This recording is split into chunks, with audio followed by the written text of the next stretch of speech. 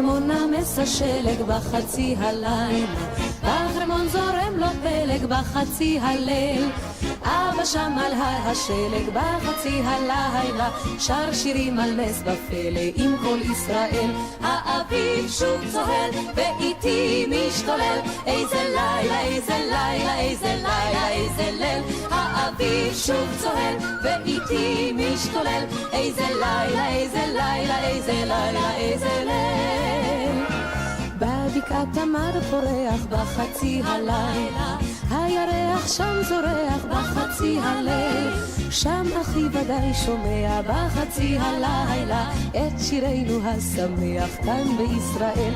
האביב שוב צוהל ואיתי משתולל, איזה לילה, איזה לילה, איזה לילה, איזה ליל. האביב שוב צוהל ואיתי משתולל, איזה לילה, איזה לילה, איזה לילה, איזה ליל. במדבר הולך החושך בחצי הלילה, שקט הס בארץ גושן בחצי הליל. לדודי עיני נחושת בחצי הלילה, וגם הוא חוגג כמו שכל בית ישראל. האביב שוב צוהל ואיתי משתולל, איזה לילה, איזה לילה, איזה לילה, איזה ליל. האביב שוב צוהל ואיתי משתולל, איזה לילה, איזה לילה, איזה לילה, איזה ליל. ואני יושב בבית בחצי הלילה, עם נרות וגביע יין בחצי הליל, וכוכב מאיר עיניים בחצי הלילה, לי מוסר ברכת שמיים ולכל ישראל. האביב שוב צוהל ואיתי משתולל, איזה לילה, איזה לילה, איזה לילה, איזה ליל. האביב שוב צוהל ואיתי משתולל, איזה לילה, איזה לילה, איזה לילה, איזה ליל.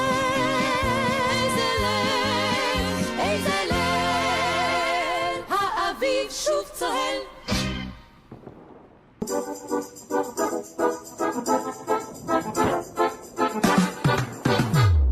Прийшли окупанти до нас в Україну, форма новенька, воєнні машини, та трохи поплавився їх інвентар. Байрактар, Байрактар. Російські танкісти сховались з кущі, щоб лаптем посьорбати довбані щі, та трохи у чах перегрівся навар. Байрактар, Байрактар. Приперли зі сходу до нас барани для восстановлення великої страни. Найкращий пастух баранячих отар. Байрактар, Байрактар.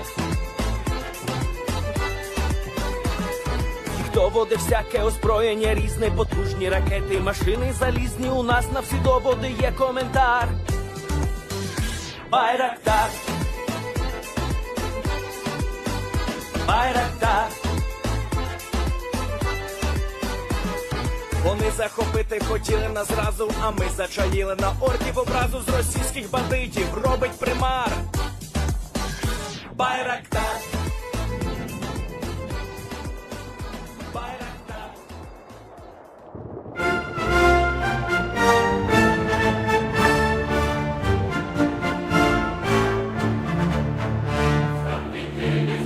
Future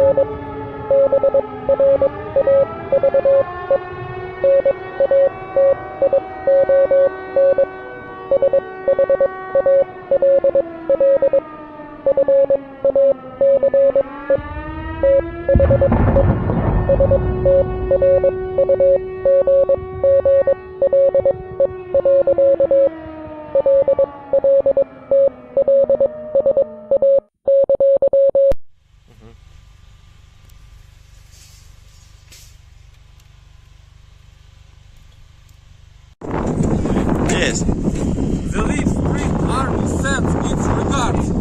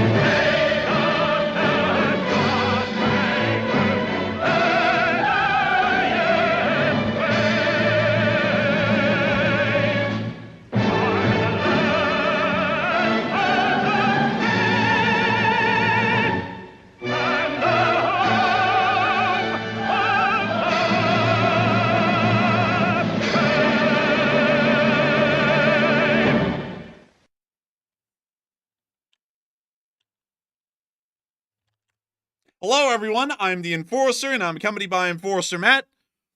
And good evening, folks. It's Enforcer Matt, and welcome back to day 987 of the news. And it's good to see you all once again. And after all the chaos happening around the world for the last couple of days, people were forgotten in Europe. There's still a war on, and right now, Ukraine's launched a new wave of massive drone attacks on Russia's ports, which is very big news today. And we have news from all around the world, and it's good to see you all once again. And of course, we're going to be covering the past 72 hours of news from around the world, as we've been getting a large amount of news over the past 72-hour period that is starting to show us that things are still, once again, at a pretty high fever pitch. And of course, we are also seeing some very interesting things happening elsewhere around the world. But to give you all a little bit of an overview of what we have tonight, we have been able to hear that within the major port in Dagestan, the port of Kaspiysk, we were able to hear that the Russian Navy has suffered a significant blow by Ukrainian FPV drones and kamikaze drones that were able to arrive in the area of the port today and destroy some major Russian frigates that have been conducting missile operations against the Ukrainian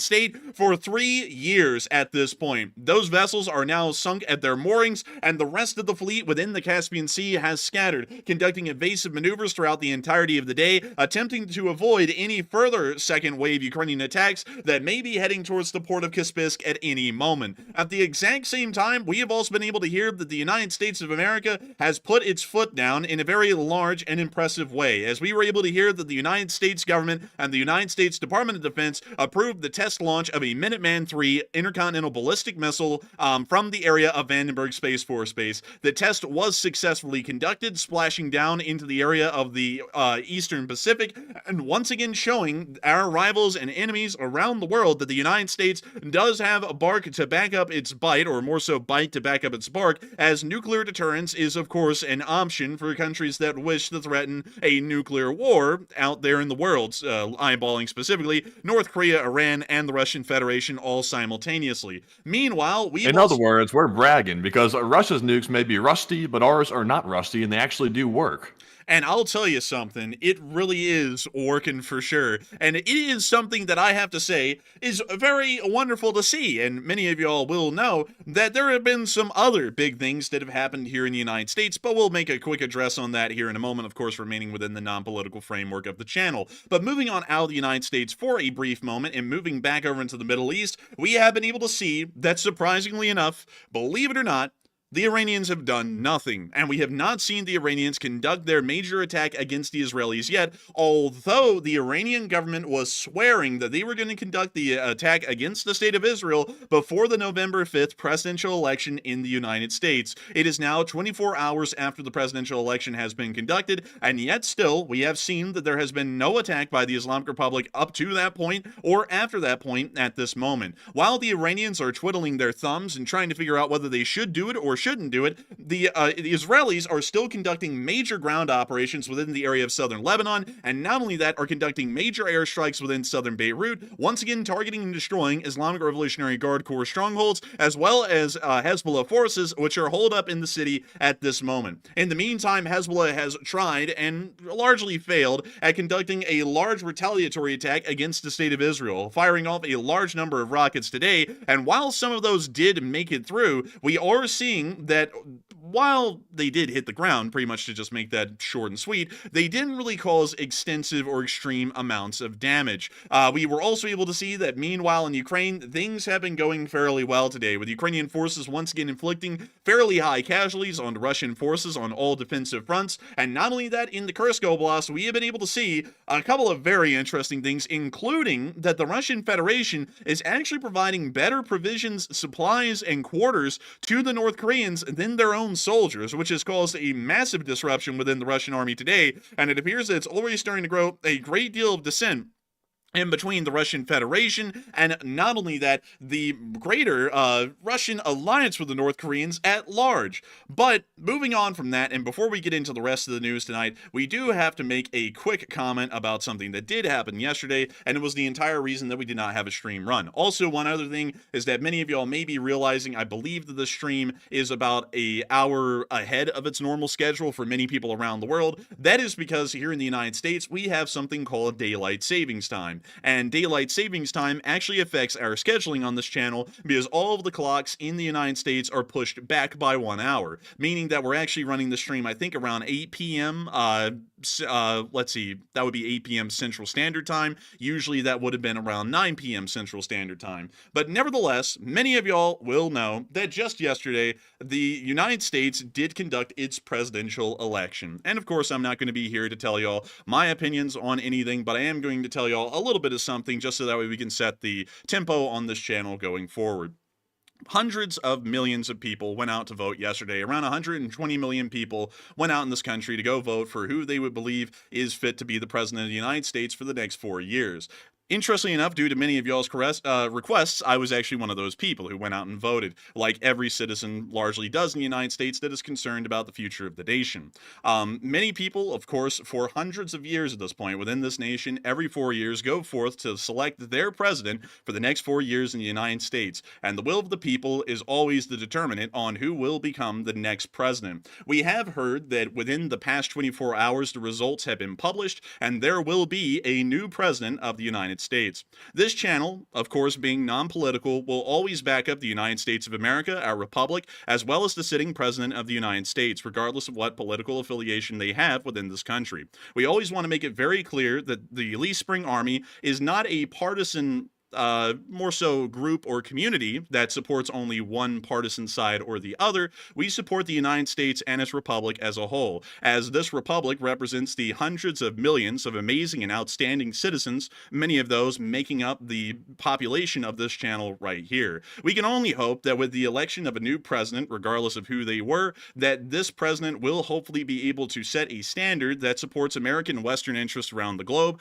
and only time will be able to tell whether that is followed through true or not. And whether that is or isn't, that's largely up to y'all's opinions, and not one for us to be able to make a statement on here on this channel, as we only support Western and American interest at large and do not make internalized comments on domestic political situations here inside the United States of America. I do thank all of y'all so... Enforcer, we can say this, though, that after seeing all the dictators around the world and all these really bad forms of government like communism and things like that popping up around the world, including Vladimir Putin's dictatorship, it is very glad and very good to see that there is still democracy in the world, and the United States is still doing democratic elections. Like, I think we take that for granted. Like, and I understand both sides of the argument here with like the whole election thing, but there still is a war going on around the world. For example, in Ukraine, the Middle East is still popping off, and also the Taiwan situation is popping off. And in the midst of all that chaos, the United States can still hold elections, and they're actually letting the people have a voice, unlike several countries around the world. We take that for granted. I'm glad to see that we had another successful election, regardless of what the result was, and we can always root for America. And I also want to make this very clear really quickly for many people.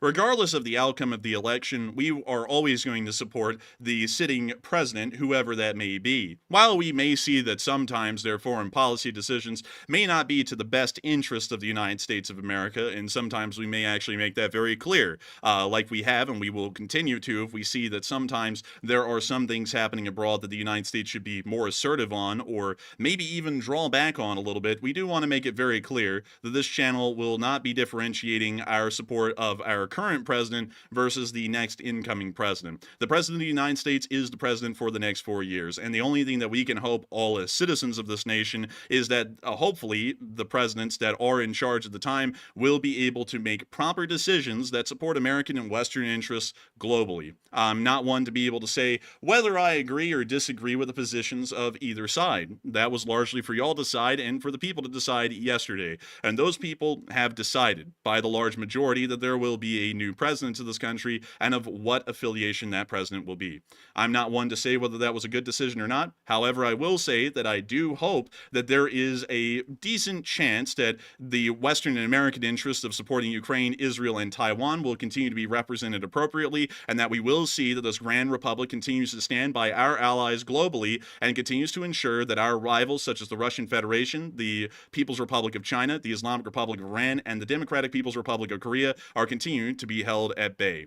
So with that, Also, Enforcer, one other thing as well. I've seen a ton of people today very concerned that maybe Ukraine is going to be abandoned. I will say this. It's just a unbiased prediction here. I think Ukraine is going to be perfectly fine. I think all of our allies around the world will also be perfectly fine. I know some people are going to disagree with that, but have faith and have hope. I think we will still be there for our allies in the future, regardless of what's being said out there, and I think things will be fine. So don't give up on Ukraine just yet. They're still fighting a war over there, and even though, some people don't like the outcome, Ukraine still needs our help. These civilians over there and the citizens are still suffering, and that's what this channel is all about. That's why we run fundraisers every single Sunday to help those out in Ukraine. So have hope and don't get all upset and depressed about everything, because I understand both sides of the argument. Things will be okay.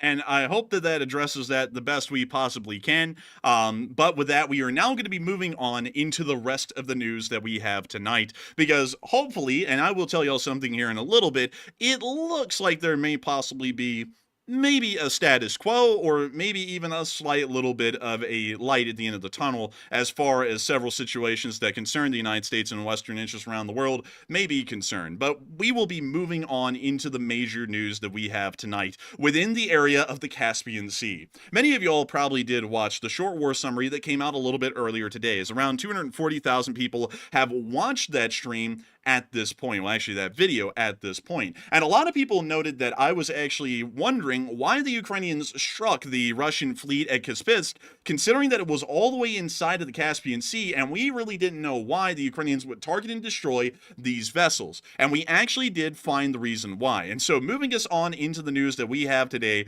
we are able to see that the port was slammed horrendously by Ukrainian drones. From what we have been able to understand, the Ukrainian drones flew across the entirety of the Russian Dawn, literally across Russia from end to end within this region, all the way across the Sea of Azov, across the Don, without being detected by air defense, and into the area of the coast of Dagestan along the Caspian Sea. This is actually something that is absolutely incredible to see. It is showing that Russian air defense completely dropped the ball, as no air defense systems detected these massive drones pretty much along the entire length of their journey. But moving on into the last part of their journey, we can see the last leg right here. And look at that thing. Boy, that's kind of big. Oh my god. Oh my god, man. What kind of drone was it? That was massive. This thing was huge. I don't even know what it was, to be entirely honest.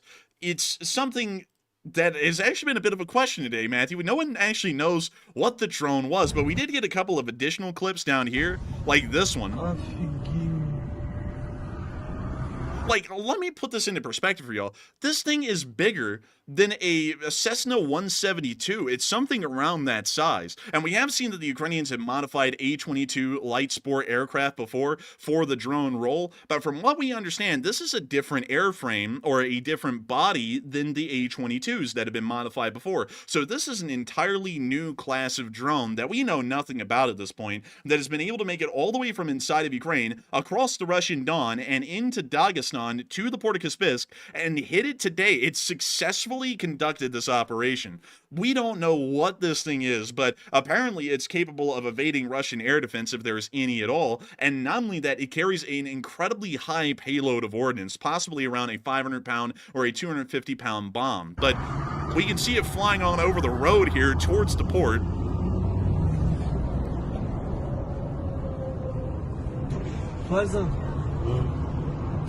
And I guess there's no air defense or anything like that, because that's a very large, quote-unquote, drone to be flying right through their territory. Like, that thing is huge, man. There has to be, like, no air defense at all. Look at how big the thing was, dude. You can see it's, like, bigger than a 172 from Cessna. This thing's massive. Hey, you think you wouldn't miss that one, but somehow they missed that one even. Oh, and the clips I'm about to show, Matthew, are gold. And there it goes. It's just like gliding almost. It's like hardly flying, but it's flying on over there to Kaspiysk, the little wharf at Kaspiysk, and I'll show y'all exactly where that was here in a moment. But moving on into our next clip, you can actually see one of them making its final dive into the port, just saying hello to all the sailors down below. And also, you can finally hear the air defense fire, and believe it or not, folks, it's all AK-74s. So here's the clip. Oh. Dang. A lot of ordnance. Dude, we know who sent it.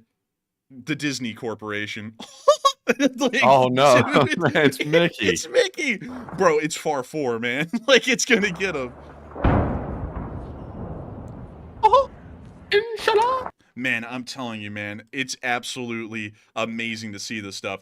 But nevertheless, moving on from that, let me actually show y'all where that was while Matthew and me were looking at Dallas before the show. But let me go down here into the area of Kaspiysk, so that way we can take a look at this little area. Here it is. There is the Russian Navy mooring at Kaspiysk. It's not a big one at all, and the ships here inside the Caspian Sea aren't really that big either. Many of y'all are probably noticing that at this point.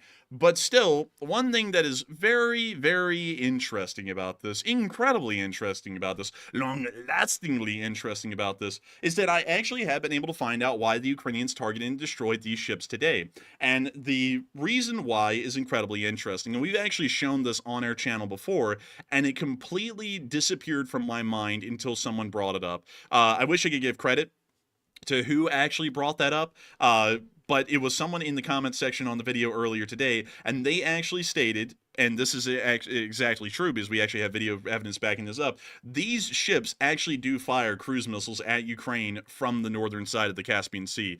I completely forgot about that when I was making the analysis today, but that is dead on the nail. And these ships, much like the Russian Black Sea Fleet that is currently at Novorossiysk, are also involved in the airstrikes that are conducted on Ukraine fairly frequently. And therefore, these vessels directly fall under a military target for the Ukrainians to be able to destroy. It's directly involved involved in the Ukrainian campaign by the Russian Federation, and that means that the destruction of any of these vessels will further improve the Ukrainian situation and at least relegating the amount of airstrikes that the Russians can conduct by drone and missile to be a little bit of a smaller amount, at least in sheer volume, because they don't have that many delivery platforms compared to what they used to have. But moving on from that and into our next clip, we also got to see some of the vessels that were possibly hit. We have 4 candidates here, and to tell you all a little bit about each of them, we also got to hear from Intel Schizo that it probably was an A-22 light sport craft or a Sky Ranger Ninja.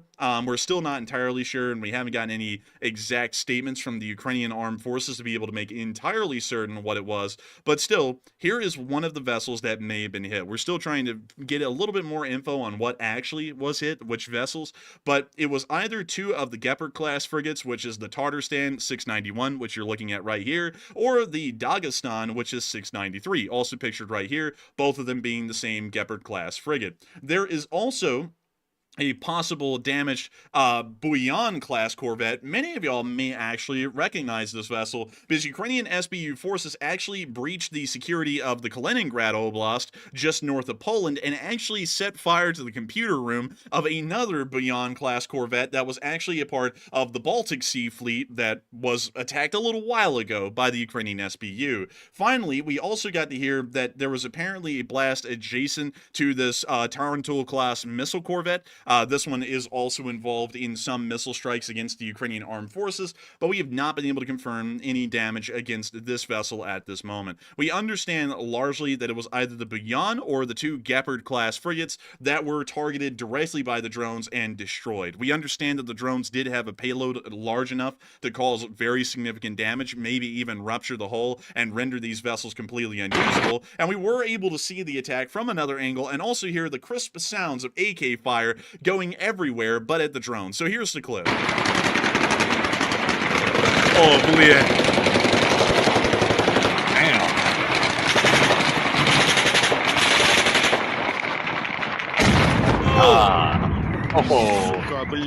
Just more proof there that AK fire does not stop Cessna-sized drones. Man, I'm telling you what, man, a lot of people in Ukraine right now with Cessnas are getting some nasty ideas on those Russians, man. Dude, Putin's just gonna wake up one day in the Kremlin and be like, "Good morning, RFA. Today is gonna be..." What the hell are all those Cessnas? And then they're all like just flying straight towards the Kremlin. Man, dude, it's gonna be horrendous. It's gonna be absolutely atrocious. But still, what's even more atrocious is that after the vessels got hit in their moorings inside of Kaspiysk, the Russians have completely panicked. Apparently, the Russian High Command for the Russian Caspian Sea fleet, or the Caspian Sea flotilla, have actually ordered that all ships scatter and scram. Literally, that's what they've apparently ordered. As right now on satellite picture, every single one of the vessels that were moored in Kaspiysk that are still floating are traveling at full speed, literally just wherever they can through the Caspian Sea to avoid being a target. Like, no joke, that's what they're doing. That is wild, man. You send in a couple of Cessna-sized drones, and all of a sudden they scatter like roaches all of a sudden. Although it's understandable, but, you know, running's probably not going to help them because how fast can they really leave the area? Dude, they could actually leave apparently pretty quickly. These wakes are long. Like, it's suggesting that these things are traveling at pretty high speeds at the moment when the satellite picture was taken, which also lets us know another thing. One other thing I also have to note is that this Buyan class, or at least what they're believing to be a Buyan class corvette right there, this one almost appears to be conducting evasive maneuvers, doing like an S maneuver or a zigzag to try and avoid getting hit by something. I don't know what they're actually doing out there, but still, we did get another picture showing the primary warships that were docked along the piers, although we can't really see at this point how damaged they are because the satellite picture that was provided to the public was a little blurry. And so we do not know if they have sank at their moorings. We still know that 3 of them are at their moorings and were unable to leave the port, possibly suggesting that they have been damaged to the point that they are not seaworthy or may have even sunk at their locations. Nevertheless, this was a pretty significant hit today on that flotilla. Not only is it important for protecting Russian merchant interests within the Caspian Sea and also expanding expanding their grasp and control into the Caspian, which is a major trading hub for the Islamic Republic of Iran, Azerbaijan, Turkmenistan, Kazakhstan, and the Russian Federation. It also allows them an additional ability to be able to fire more missiles towards Ukraine during every single one of their missile and drone attacks. And with some of these warships out of the picture, this may mean that their ability to fire a large amount of missiles into Ukraine will be reduced, and they will have to once again start relying on their strategic bomber force more and more, and their ground launch forces more and more to be able to effectively overwhelm or attempt to overwhelm Ukrainian air defenses in the future. We do not know if the Ukrainians will ever conduct an attack like this again, but it is a very interesting thing to see, and we are very excited to see that the Ukrainians were able to conduct such a long-ranged attack, and not only that, they were also able to inflict a decent amount of damage. But moving on out of that little bit of news, because that's just a little tidbit, we were able to see something very interesting today all the way over in the United States of America. And many people will be wondering, why, what is that? It's got to be really interesting. I mean, you know, this has got to be something that was just like earth shaking or something like that, and it actually was. And before we move on to that, though, I do want to make sure that we talk a little bit more about the Caspian Sea fleet, because Ukrainian drones did attack the Russian ships in the Caspian Sea for the first time today. It was literally the first time in the entirety of the war, and a lot of people are wondering, will there be more on the way? Will the Russian Caspian Sea flotilla eventually get damaged to the point that it's also combat ineffective, just like the Black Sea fleet? And it looks like there's a resounding yes at the moment that more Ukrainian attacks are on the way to Kaspiysk. But Matthew, what are people thinking at this moment, and what are you thinking as well? All right, so on the topic, are we going to see more Ukrainian drones attack Russian ships in the Caspian Sea? Is that going to happen even more often now that we saw the attack today? So about 73% said yes, more attacks are coming soon, while 13% said it's possible if Ukraine has more drones to use, and 5% said no, it's simply too far for more attacks.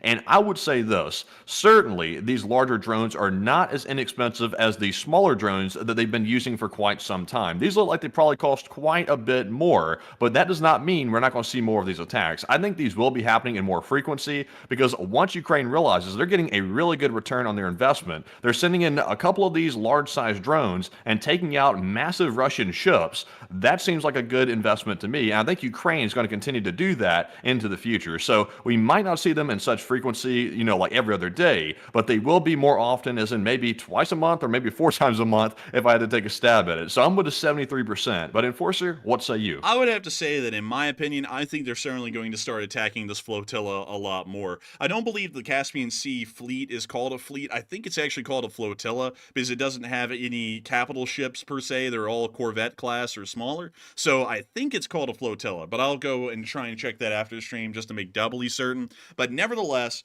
this will be something that the Ukrainians repeat again. They used wildly inexpensive drones, whatever that thing was, whether it was an A-22 or a Super Ninja or whatever the other variant of the drone possibly was. Those things are wildly cheap to produce. I believe that when we got the breakdown, they're about $50,000 a pop, way back in the day when those things were first introduced in the service. So at approximately $50,000, you are able to obliterate Russian vessels that pretty much cost tens of millions of dollars to be able to produce. So going off of that logic, the Ukrainians are seeing a pretty good return on investment at this point, and not only that, they are once again greatly decreasing the Russian Navy's abilities to be able to conduct missile attacks on Ukraine. And for this reason, we are highly certain that the Ukrainians will probably start to target and destroy all of the Russian naval forces in Kaspiysk again. I had to do the accent there because it like messed up one word and it almost sounded like British or Irish, and I was like, I just got to go with that at this point. But moving on from that, though, we do have to move on over, Matthew, into the United States of America, because so many people have been talking about what's happened here recently, and some people have been shocked by it. Some people have been incredibly joyous. It's a celebration for some, funeral for others. And of course, many of y'all do know what we're talking about here. It's the massive thing that everyone was talking about yesterday, and everyone's still talking about today. It's dominating the headlines everywhere, and it actually happened at Vandenberg Space Force Base because the United States actually conducted a launch of a Minuteman III ICBM from Vandenberg Space Force Base to once again remind the world that the United States is nuclear armed and does have a nuclear deterrent, meaning that nuclear threats issued to the Western world and the United States largely have to be taken carefully, because once again, the United States is the best nuclear-armed country on the face of the earth, and unlike other people's nuclear weapons, all of ours actually are working. And so, really quickly, I do want to tell you all something very interesting about Vandenberg Space Force Base. Matthew and me have actually been on it. But not literally. Like, we actually passed through Vandenberg Space Force Base by train. The Amtrak Coast Starlight, which travels from LA to Seattle and back, actually travels on a railroad that travels straight through Vandenberg. You can actually see the railroad right there. That is the exact track that you ride on the Amtrak Coast Starlight. And so you actually pass by all of the Vandenberg Space Force Base launch complexes, and you actually get to see them from the railroad. It's an incredibly interesting thing. It's really the only way that you can see Vandenberg Space Force Base at all. But nevertheless, we actually passed through this area and have been near the actual launch site of this Minuteman III that was conducted just a little while ago. But let me move y'all into the little bit of news that we have from this launch. We were able to see it right here. Look at these pictures. They are absolutely wonderful. And it's a wonderful thing. I love to see it. The Minuteman III, like that's a really old like missile, isn't it? That's definitely not a new system. Oh no, this thing is old as Methuselah. But this is the interesting thing about the Minuteman III, nevertheless. And let me go pull it up just to make sure that I can show y'all how old this thing is. Here it is. Well, actually, that is the Minuteman II. We want the Minuteman III. And so let me see if I can go find the Minuteman III. Let's see here. We need to find a good picture. Here we go. This is the Minuteman III. Right there. That's a picture of one just sitting around. This one's at a museum, so just letting y'all know that one's not active, and they obviously don't sit in the open like that. But the Minuteman III program started in 1966, and it was first deployed in 1970, meaning that this thing is around 54 years old at this point, or crazily enough, just a few years older than the F-15 and the F-16, because the F-15 and 16 in some form or variant has also been in service since about 1974 and 1975. So while this thing does seem old just by the number, we do have to remember that America's premier fighter aircraft of the fourth generation are 50 years old at this point as well, and are not getting any younger anytime soon. Nevertheless, this thing is still pretty advanced compared to what usually most people see around the world. Many of y'all will know that the North Koreans just tested the Hwasong-19, which according to what we know is capable of conducting an intercontinental strike really anywhere around the world within 15 minutes. The Minuteman III, put into service in 1970, was able to do that 50 years ago. Just to give y'all an idea of how far behind the North Koreans really are on nuclear technology and how much they had to go to try and just catch up at all. But nevertheless, these things are pretty potent, the best way to put it, because they also are MIRV capable and do have MIRV warheads installed. This means that, well, the name of a MIRV means multiple independent reentry vehicle, meaning that this one missile carries multiple nuclear warheads, meaning that one Minuteman III can hit and destroy multiple different targets with its nuclear warheads. This is a fairly significant advantage that a ICBM with a MIRV warhead or a MIRV delivery system is able to have, is that it's far more destructive than your normal form of intercontinental ballistic missile with a unitary warhead. Nevertheless, the United States did conduct the test today, and we were able to hear, and this is the important thing right here, because a lot of people want to say, oh, this is just a normal test, or this is just an ancient missile that was never meant to threaten anyone. This was the direct statement by the press service of the Vandenberg Space Force Base. The purpose of the launch is to demonstrate the effectiveness of the U.S. nuclear deterrent in countering threats of the 21st century. This is literally a nuclear threat that they issued, and that statement, as politically worded as it was once again putting out the message to countries that are paying attention around the world. The United States is nuclear armed and capable, and while a lot of people right now, the North Koreans, the Russians, and the Iranians, love to throw around this idea of just nuking people at random whenever they piss them off, the United States is kindly reminding people that we have had in our arsenal for about 50 years at this point missiles that not only will be able to reach them, but will be able to destroy a large multitude of their cities with a single missile. So to tread quite lightly, because the United States States of America isn't exactly a long-lasting republic for no reason. It largely is a long-lasting republic because we generally stand for our defense at any point that it is directly threatened. And so it looks as It's though honestly good to see us actually for once issuing the nuclear threat instead of being on the receiving end of it. But real quick, Enforcer, I saw a good question from the live chat here from David Tablet. And I don't want to rabbit hole too deep on the Minuteman III, but he had a really good question. He said, what is the missile they're working on to replace the Minuteman III? Because I do know they are working on a replacement. I don't think it's called the Minuteman IV. I think it's something else. But do we know what that is? let's see here. Let me see, because I'm not, let's see here. Other roles, let's see, operators. And also Barry Baddernath, he said, where did it land? It landed out in the Pacific. Let's see. So in 2016, the request was made by the U.S. Air Force Nuclear Weapons Center to develop and maintain a ground-based strategic deterrent, next-generation nuclear-armed ICBM. So it looks as though we do not know what the replacement will be yet. It looks like it's still in development at the moment from what I'm seeing last, but it will be eventually replaced by something. We're just not sure what exactly that something will be and what it's capable of. To be entirely honest, it's probably going to be something very analogous to the Minuteman III, because the Minuteman III has been in service for 50 years because it's practically the peak. It's perfection. There's really, well, I say perfection almost as an exaggeration, but it pretty much does everything that the United States needs it to do. So there's really nothing that you can improve upon. It's able to strike the Russian Federation, China, North Korea, Iran, really anyone that we would have a problem with. This thing has the range to reach them, and not only that, it has the nuclear yield to be able to deliver devastating results with just a single missile, much less hundreds of them like we currently have in our arsenal. So going off of that, I think that the next replacement will be something very close to the Minuteman III, but still there is one coming around the corner. Also, one more thing before we continue to talk a little bit more about the Minuteman III is that we did get to see that the Vandenberg Space Force Base actually did release a video of the Minuteman III launch, which we were able to see right here. Of course, it was conducted in the dead of night. So there's not really a lot visually to see, but we can see it being launched from its silo, or its at least launch facility, and taking on off into the skies above. Look at it go. I guess you could call that an Elon.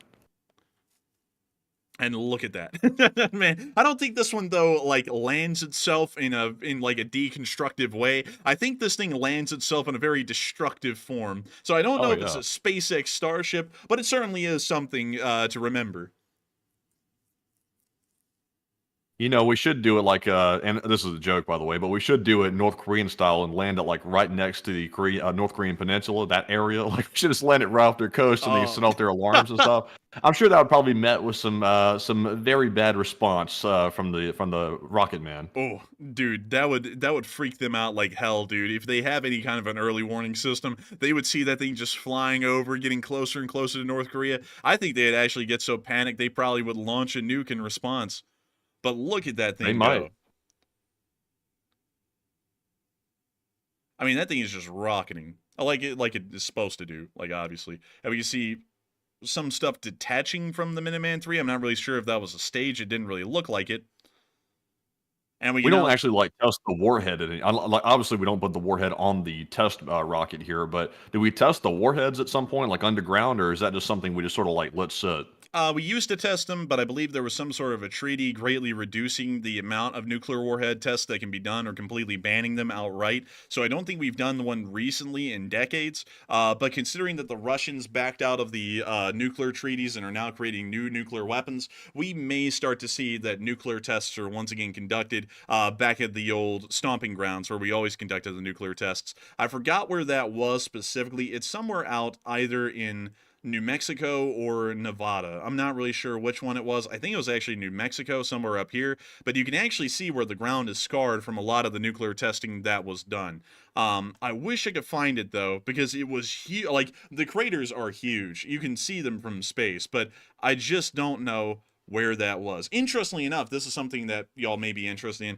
Thousands of nuclear weapons have been detonated in tests in the past, over a span of a couple of decades. It's pretty wild when you see the testing ground. Let me see if I can find it.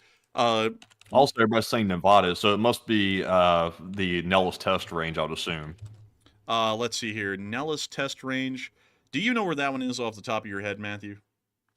I know Area 51's in it, Groom Lake. So if you can find Groom Lake down toward the top part of Las Vegas, you should be able to spot it. Let's see here.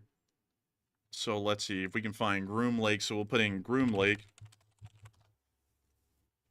You could see it from Las Vegas. I remember that because that was a big attraction at the time, is to go to Las Vegas, and that was a big draw tourism-wise, was to watch nuclear explosions in the distance from the testing range. So it's at least within 50 miles of this area. So let me see if we can find it. Oh, wait a minute. I think, let's see. There's a decent little road network out here. And let's see. And that's another military base. Oh, an airfield. Let's see, where in the world would the testing range be? I'm sure someone in the comments knows what I'm talking about. And let's see, White Sand. Yeah, it's White Sands Missile Range. Thank you so much, Ricky. You were the one who got it. White Sands Missile Range in New Mexico. And so let's see here. Should be somewhere around here. I'd be dipped. Hang on, there, like, I swear, y'all, I promise y'all, like, it's a thing, it does exist, I'm not crazy, I just can't find it, because it's not here either. So let's see here, let's see, Google Earth Camo, White Sands in New Mexico. We are at White Sands, I'm not seeing it, though, because I don't think it was done over the dry lake bed, I think it was done around the vicinity, but I'm not seeing it still. So let's see here, Groom Lake. It's 70 miles northwest of Las Vegas. That is what I thought. And let me go back up there, because there was a lot of nuclear tests conducted at Las Vegas, because that was a huge appeal at the time. So let me pull out the measuring stick, and we'll go 70 miles northwest. So about around this area. So let's see if we can find them. And Let's see. It says, the Trinity nuclear test, the first one, the first detonation of a nuclear weapon. It happened southeast of Socorro, New Mexico, I believe it said. It was previously called the Alamogordo Bombing and Gunnery Range, and then it was renamed to the White Sands Proving Ground just before the test. So it is around that area. Oh, wait a minute. No, I found it. Oh, thank you, everyone. Thank you so much for helping me on that. Here are all the craters from the tests, right here. These are the craters. Look at that. That's crazy. Yeah, that's insane. Like, you can see some of them were conducted kind of as underground tests, because they would pretty much create a void in the ground below, so everything would just cave in and create a massive crater. These are the craters, and you can actually see the shadows being cast over the craters on the underground test, and then there were above ground tests that were also conducted here as well, but this is all of them. Every single one of them that was conducted. And you could actually see these things when they blew up all the way from Las Vegas down there. And so back in the 60s and the 50s, really, when Las Vegas was kind of getting its start, they would have what they called atomic cocktail parties, which is where you would go up to the top floor of the casinos where they had these nice restaurants. You would have a cocktail party, and you would wait for a nuclear test to be conducted. You would get little special glasses and stuff so that way you could look directly at it when it blew up. Pretty much the same glasses you use to look at the sun, and then they'd watch the nuclear test. And they did that a lot until the nuclear tests largely started to die out a little bit towards the late 60s, and then Las Vegas really went into the whole casino and entertainment thing it is now. It was like that at the beginning, but then it leaned on that completely because there was no nuclear tourism or atomic tourism happening at that point. But this is where a lot of the tests actually were conducted, and it's just insane to see it, man, because it's literally just a field of craters, massive craters too. Like, if we measured the width of these things are about 500, 600 feet across. These are like some of the biggest craters on Earth in some of these areas where these tests were conducted. They're massive. I just wonder, though, like, when you look at this, like, obviously when they were conducting the first nuclear tests, nobody really fully understood radiation and how fallout works. So, some people were exposed that weren't supposed to be exposed. But if we were to hold a test like that today, I wonder how they would control the radiation disbursement. I wonder, yeah, because there actually was a bit of a fallout issue, and that's something that they didn't really understand a lot of the time. Also, another thing, this always sounds evil when this is said. They also wanted to figure out what the effects were, and the only way you could really figure that out was just by seeing what happened. So they would blow up the bombs here at this testing range. The fallout would travel generally north and east, generally taking the fallout up into the area of Utah, but not all the way to Salt Lake, in Salt Lake City.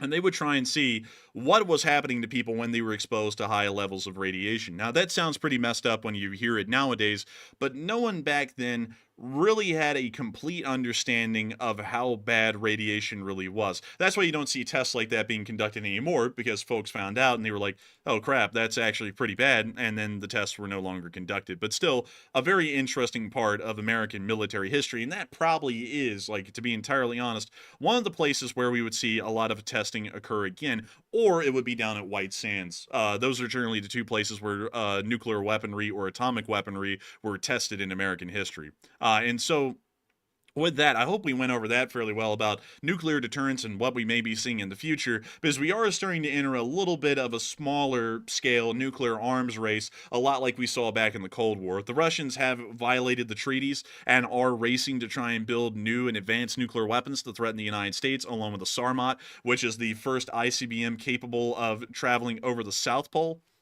which is a very big concern. The Sarmat has never been successfully tested yet. Many of you all know that. We've covered that here on this channel. It's not a fieldable or serviceable weapon yet, and it probably won't be for a good while longer. But when it does become serviceable, it does something that no other missile does, and we're not really prepared to deal with at the moment here in America. The missile actually is fired from Russia, but travels south. All Russian ICBMs and American ICBMs right now actually travel over the North Pole. Of course, we're looking at a Mercator projection of the globe, so this doesn't really accurately represent how the world actually looks, but Russian ICBMs and American ICBMs actually are fired northbound, so for Russia, it goes up into the Arctic Circle. For us, it actually goes over Canada and into the Arctic Circle and pretty much come back down on the other side's country. It's the shortest distance of travel considering the spherical shape of the Earth, or somewhat spherical shape. But nevertheless, the ICBMs are pretty much going to do the same thing every time, or all of them in history would. And so for that reason, the Russians and the United States both built nuclear missile detection systems that were focused and based towards the North Pole, not the South Pole. We and the Russians have no nuclear detection systems that, well, actually the Russians do, funnily enough. The Ukrainians actually hit one at Armavir a little while ago, but we don't. We have none of them. And so if the Russians fire a Sarmat over the South Pole, and it actually comes up from the direction of South America, we have no way of knowing that that thing has been fired unless if it hits America. And that's kind of what the big issue right now with the Sarmat is not only is it in violation of previous treaties, but it also is a major danger to the United States and would allow the Russians to conduct a sneak attack or a pretty much preemptive strike against the United States with a nuclear weapon. And there's absolutely no way for us to counteract that until it has hit the United States. For this reason, we will expect that the United States will probably start to develop southernly faced detection systems facing towards South America, and we also may see that the United States also starts to work on counters to the Russian nuclear system, the new Sarmat, as well. We're not entirely sure of that yet, and it doesn't look like the Department of Defense is making clear, concrete steps in that direction yet, but we are going to be modernizing our Minuteman III ICBM fleet here in the near future. And so with that, I hope that does address that fairly well, at least with the nuclear test. But another thing that I want to bring up to y'all that is fairly interesting coming out of Washington, D.C. today is that we are hearing that remaining aid to Ukraine is going to be rushed. Apparently there's about $6 billion left at the moment, and we are hearing that they're trying to rush that out and move it on forward before there is a change in leadership as the new president will be taking over in January. That is something that we are very interested in at the moment. We're going to be seeing what rushed really looks like. And also another thing that I just have to say, of course, just first thing that hit my mind today hearing this, is if they can rush it now, why couldn't they rush it at any other point? You know, like I think because the strategy was to do basically like an IV drip of support to Ukraine in the hopes that maybe it would I guess tamper down Ukraine's sort of tendency to use all the stuff immediately that they receive. But I think we've seen over time that really didn't work the way it was intended, or at least in my opinion it didn't. So it looks like now they're deciding to just go ahead and rush everything all the way through. So that's probably a good thing, even though it's kind of forced on them at the moment. It's probably a good thing. Yeah, that's probably a good thing. I don't know why we wouldn't have just rushed it from the start, but still, it is a good thing, and hopefully we'll see that the Ukrainians have a quick surge of aid, at least here within the short time or the short window. But nevertheless, here's another thing that I want to bring up really quickly. Now, many of y'all will know, and we would be completely amiss to say this, there is going to be a change of leadership in the United States government. There's apparently going to be what we can call an entirely new government being constituted. That's really the way that we can look at it at this point without getting into too much detail on that. You know, if you know what that means, if you're from Britain, you will know what that means. But nevertheless, there has been something that has floated around today that I thought I would bring up to y'all, because some people seem a little bit down on the weather at the moment about support to Ukraine. And we've always held on this channel that regardless of who's going to be in charge, Western and American interests such as supporting Ukraine, supporting the Israelis, and supporting Taiwan will largely be assured.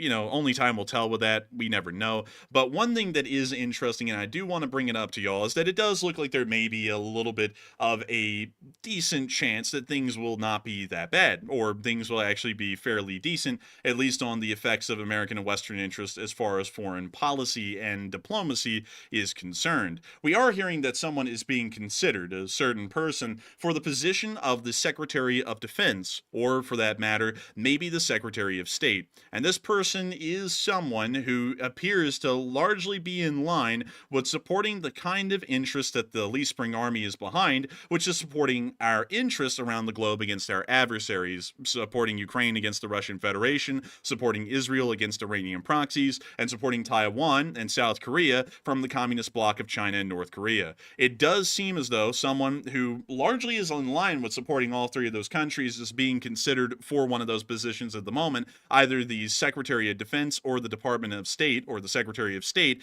and that a person appears to be Mike Pompeo. We're very interested in this one at the moment. Of course, I'm not going to say that we're a big fan or not a big fan of this guy, but one thing I will say is that we have seen that publicly he has been open. I'll tell y'all what he's been in support of, just to let y'all know what that positioning may look like in the future. He is openly in support of Taiwanese sovereignty and independence from the People's Republic of China, which is actually a very aggressive stance. I don't really know how that one will work out, because right now we have the Chinese stuck pretty much in a paradox at this point. They can't invade Taiwan, but they can't integrate them either. Making the Taiwanese declare independence could largely start to begin a war in this area. So we don't know how that would go. We have a feeling, we know though that that would be a strong leaning on Taiwanese sovereignty and independence. We don't know if they would go all the way, which actually could spur a war in the area, but still it is a fairly interesting move. Another thing that Mike Pompeo is in support of is the Israelis fighting Iranian proxy forces inside of the Gaza Strip, of course Hamas, as well as Hezbollah within Lebanon, and also directing United States actions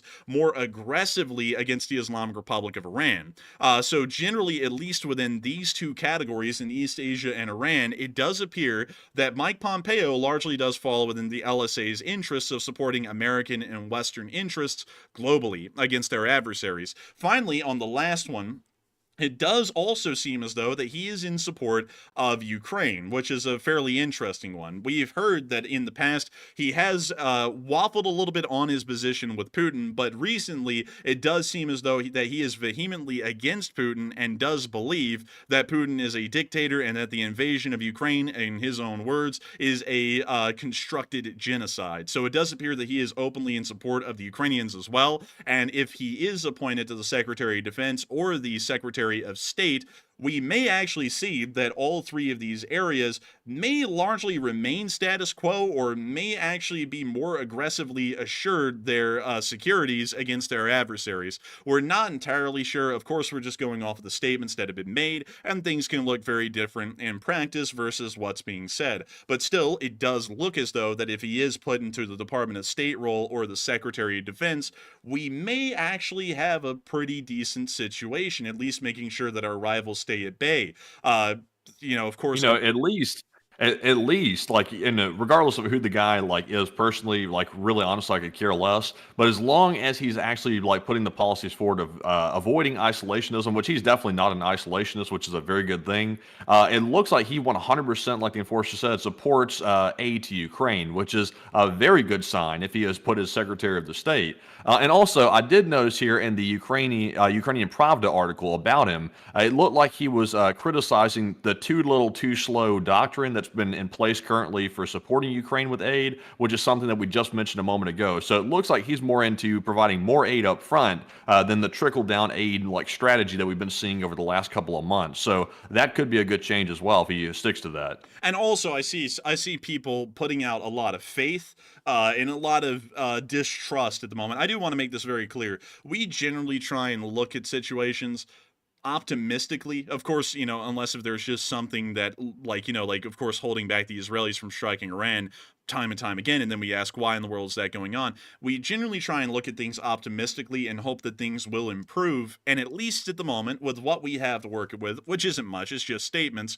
and also possible rumor that he will be given one of those two positions, he may actually be a decent pick. Like as far as we can tell, that may be a pretty good diamond in the rough, honestly. We have seen so far that the United States has been backing off of most situations, or at least telling people to not really be as assertive as necessary, denying the Ukrainians the ability to conduct deep strikes with long-range missiles into Russia, telling the Israelis that they can't go all in on Iran, and also largely telling the Taiwanese to just allow the Chinese to do whatever they want, unless if it's an actual all-out war. So at the moment, at least considering that Pompeo is a lot more aggressive, at least in supporting Taiwan, he actually supports their legitimate independence from the Chinese, which is a very aggressive step. So if that's tempered at all, if he's put in that position and he's allowed to do what he wishes, and he's just tempered a little bit, we will certainly see that Taiwan stands against the Chinese for the foreseeable future, at least with American backing and support. In the Middle East, we'll probably also see the same thing as well. In the Middle East will probably be, if he's allowed to do what he says he wants to do, he will probably prosecute interest of America in this region, fighting the proxy forces and the Iranians, or at least allowing the Israelis the free rein to do what they wish to be able to combat those proxies and the Iranians. And then in Ukraine, he's largely keeping the status quo, but it does sound a little bit like he will be providing more support quicker to Ukraine, and that seems to be a pretty decent thing. So I would have to generally say, of course, we don't make a lot of comments on this channel, but if he does everything that he says he would do, we generally might be actually in a pretty good position in that regard, and that's really all the LSA talks about, is the position of these areas around the world. So, just got to put it out there. I want to say this. We don't know what he's going to do yet. We don't even know if he's getting a position yet. But we have heard that he's being considered for one of the two. And if he is put into either one of those positions, it might actually be a good position. And also, he's former CIA as well. I can't remember for a fact what the timeline was with this, but remember, the CIA's had covert bases inside of Ukraine, specifically on the border with Russia, for some time now, and that's kind of how we got the heads up that Russia was amassing troops on the border, not for training operations, and they were actually amassing them on the border to invade, and we kind of knew that ahead of time because of those covert bases. And, before then, Pompeo was involved with the CIA, so he was aware of what was happening with that, and also he is pretty intimately aware of what Putin's strategy is. So he would be probably very much in favor of more Ukraine aid to stop Putin from moving any further, because he knows the full extent of what Putin's actually trying to accomplish. And also, I see some people saying, I'll believe it when I see it. Some people are saying he's not going to get a position. We are hearing, from what we're hearing at the moment, it's strong indications he probably will get a position. And so he may actually get it. And of course, I get a lot of people's apprehensions, and a lot of people are fully behind, like they're foolhardy. I'm seeing this right now, behind Pompeo, and a lot of people are reluctant. Of course, only time will tell, but I am willing to give you all some hope, because I've seen, because we don't get into politics, but I've seen that a lot of people have been elated at the results. Some people are acting like it's a funeral. I want to make sure that everyone knows, or at least has the hope, trying to be an optimist here on this channel, that things will be good. Regardless of how the election would have gone, we would have found a light at the end of the tunnel either way, and have been telling y'all things will be fine. Things will hopefully improve, because that's all we have. Like, I once again want to remind all of y'all, the election results are the election results. Regardless of who is going to win this election, they're going to be the president for the next 4 years. And I am on the ship that they're running, like, regardless of who that would be. So in my positioning, I just hope that whoever that is, they're going to do what's in America, in America's and the greater West's interests at large, and try and be optimistic about it until I start to see otherwise. That's generally how I run it. With how we were going to make this statement, we had pretty much game planned that out. as best as we possibly could before we came on air tonight, because we want to make sure that we let you all know that there is a lot to always be hopeful for, regardless of who was going to win. And so hopefully we'll be able to And see. also, Enforcer, I saw someone mention, they said, is Bolton going to be returning? No, he is definitely not going to be I don't returning. think so. So whatever the case is, he is definitely not coming back. So whatever his policies were or his advice, it's not going to be in the picture. Yeah, and so hopefully we will see that things work out well. We can only hope, we can only dream, and I have a feeling that at least for now, with this suggestion, or at least this very strong rumor that he may actually be in that position, things may actually improve, at least in this instance. Of course, I'm not going to talk about domestic situations pertaining to anything else inside of America. That's not for us to make a comment on. But at least on that one, I think that may be a not bitter, a little bit better, which was what I was actually trying to say, than what we've been seeing currently. Because currently, like, it's there, like, the best way to put it, it's there, like, we do want to back up our allies and interests, but it's not all the way there, like, it's not entirely supportive. Like, we do back the Israelis, we back Ukraine, and we back Taiwan, but it's more on a back foot sort of an approach. And we may actually see that there is an aggressive enough approach being given here in the future that it may freak out enough people that they just start to back off a little bit, and this becomes a problem for someone else down the line when we start to back off again. Maybe. Who knows? But anyways, with that, I hope that does address that fairly well, at least the best I can. But before we move on into the Middle East, because we have a decent amount of stuff to talk about down there, I do want to make sure that we can get on into some very interesting questions tonight. So what do we got, Matthew? All right, and real quick, we do have a poll running right here. A pretty simple question. Should the U.S. restart the nuclear test, meaning specifically the warhead testing? Obviously, we did just see the footage. We are testing the rockets literally yesterday, so we know those work. But the nuclear test for the warheads haven't happened in quite some time, and should we restart that once again? So 44% said yes, we should do it. 26% said, only 100% if it's only 100% necessary. And 23% said, no, do not test more nukes.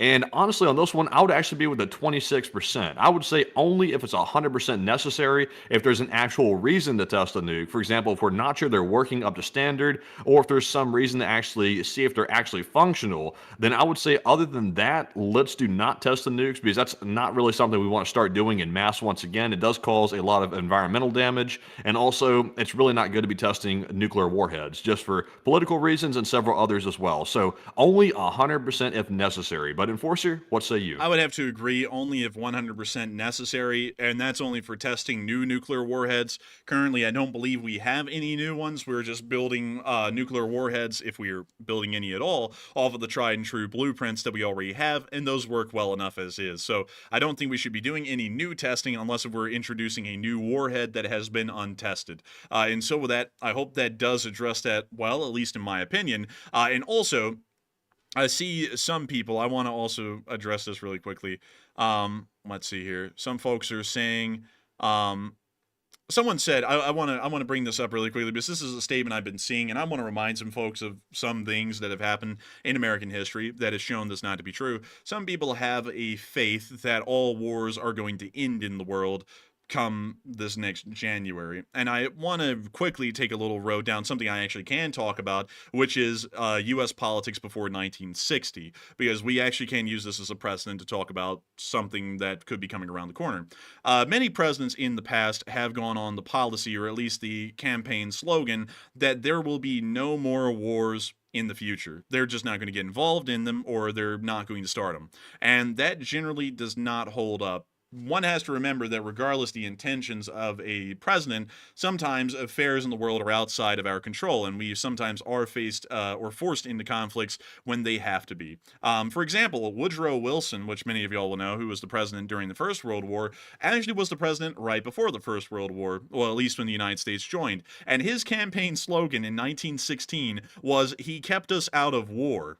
He got elected, and then 1 year later, we declared war on Imperial Germany and Austria-Hungary and entered World War I. Because we had to. Like, our hands were tied. The Germans just killed hundreds of American citizens on the Lusitania and were conducting unrestricted submarine warfare, destroying American merchant vessels in the areas around Europe, and not only that, throughout the entirety of the Atlantic.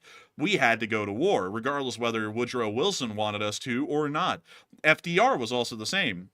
FDR was elected on the principle that the United States would largely keep itself out of foreign affairs. We wouldn't get involved in what was going on in Europe and Asia. We would just sit back and do our own thing. And of course, even at that, we ended up getting involved in World War II because the Japanese were conducting atrocities on the Asian mainland against the Chinese. We conducted an oil embargo against them, and then they ended up conducting an attack against our fleet in Pearl Harbor at Hawaii, the territory of Hawaii at the time, and that's what got us involved in the war in not only Asia, but also the war in Europe and World War II.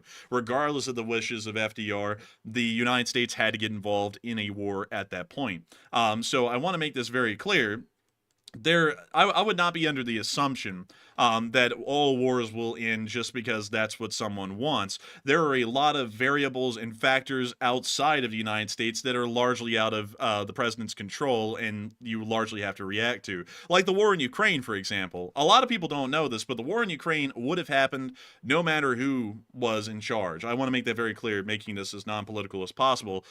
The Russians were going to invade Ukraine as soon as Ukraine made a very clear and honest intent to join NATO. That was the domino that fell, that started the chain reaction that led to the Russian invasion of Ukraine. If Ukraine had never signaled interest to 100% join NATO, this war would have never started. And regardless of who would have been in charge at the time, this war would have began. And we would still be dealing with it to this day, because that is how it works. The Russians saw that their strategic interests were going to be directly threatened if the Ukrainians joined NATO, and for that reason, they had to get them in a war, because they know the NATO charter says that a country at war cannot join NATO. And as long as they can keep them embroiled in a war, not only can they hopefully win over Ukraine and just pretty much bring it back into the Russian sphere, they can completely avoid Ukraine joining NATO. So I just want to keep that in mind for a lot of people. The world is a very turbulent and unpredictable place. It always has been, and it always will be. History's shown that. And the United States shouldn't be hell-bent on a mindset of no wars or wars around the world. We need to assess each situation as it comes up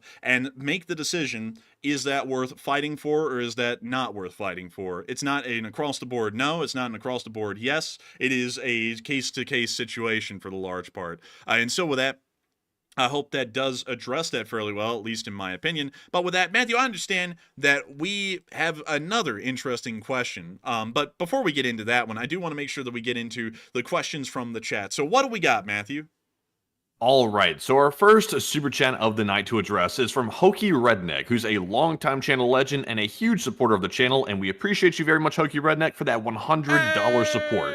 And Hokey says, also, if you really want a rabbit hole later, talk about how pre-nuke and post-nuke steel is so valuable for medical reasons.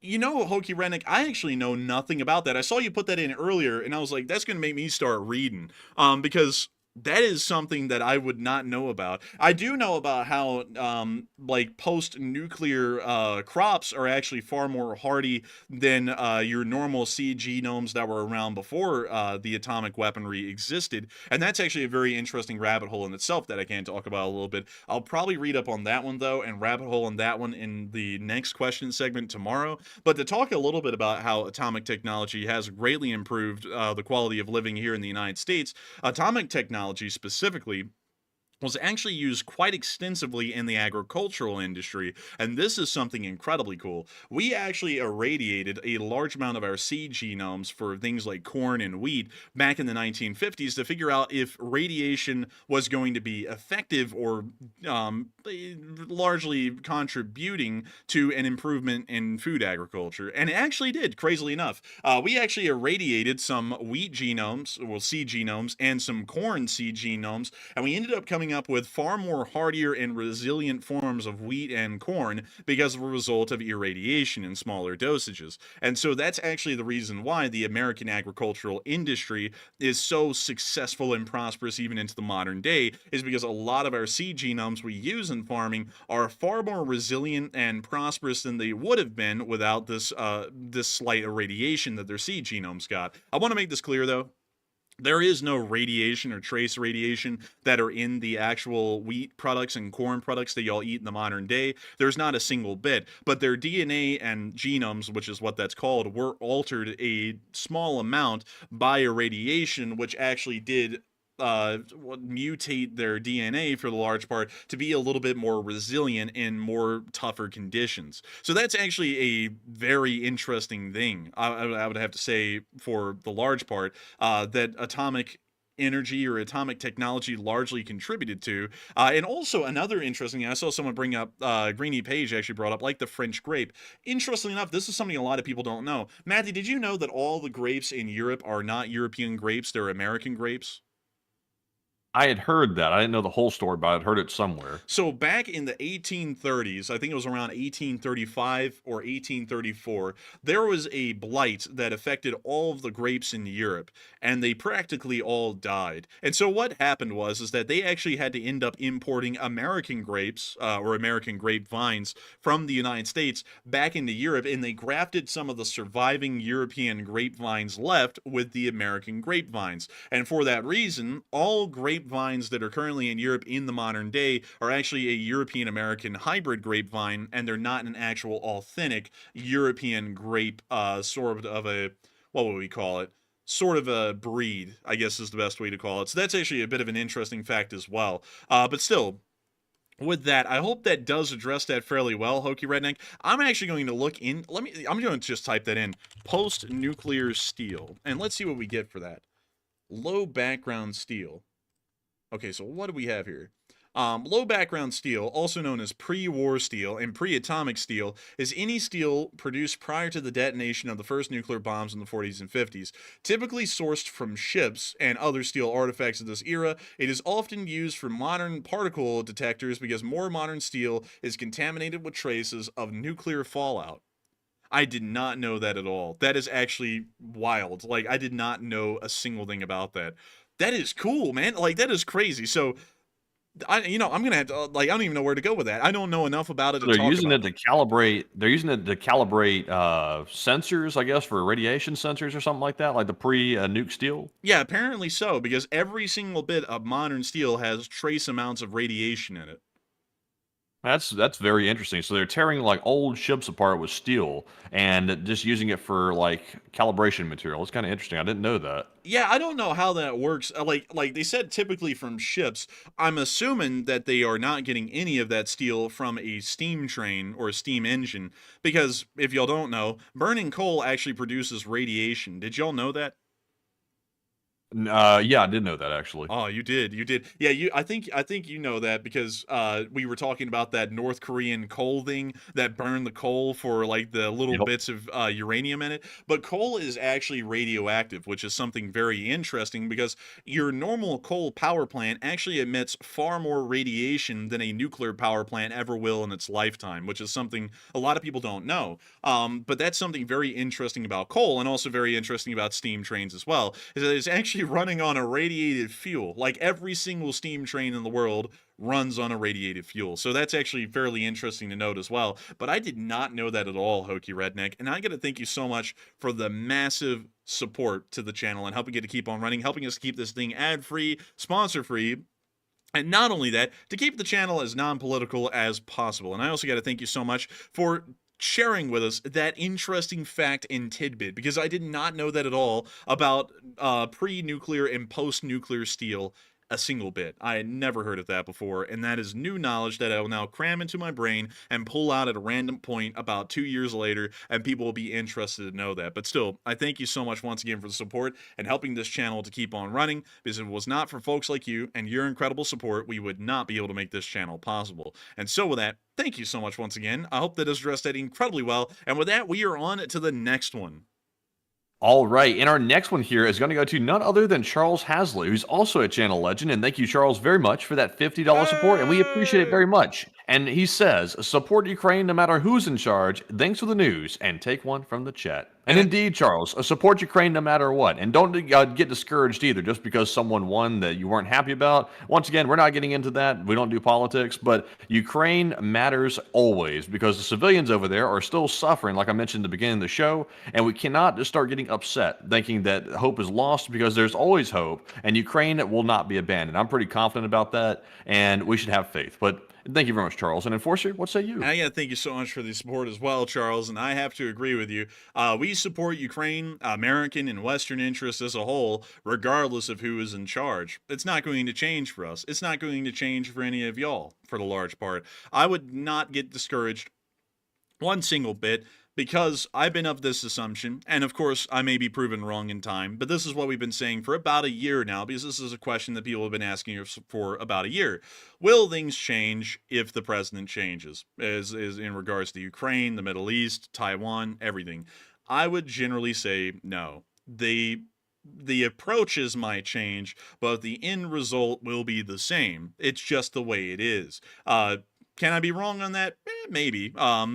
There's a chance, but we have explained that in depth without getting political, and just explaining how things went over the past 20 years. And everyone can clearly see that there is a pattern. American and Western interests will be supported and will be backed up. I ask y'all, if y'all are ever going to have faith in anything that I say, to have faith in that claim. If I end up being wrong, well, then I'm wrong, and I'll be sorry for that. But right now, I have a fairly strong assumption that that will be the case. One thing that I knew, and this is why I didn't panic or worry like everyone else in our category did here on YouTube, one thing I knew is that regardless of who was going to be elected, Western interests were going to be supported. Like, it may not be as assertively as we wanted, or it may be too assertively, more assertively than we would wish, but the Western interests were going to be supported. The U.S. government was going to continue to back Israel, it was going to continue to back Ukraine, it was going to continue to back South Korea and Taiwan, it was going to continue the same. It generally will, in my opinion. Some people say that's naive. Some people say that that's not, but that's generally what I believe. I'm fairly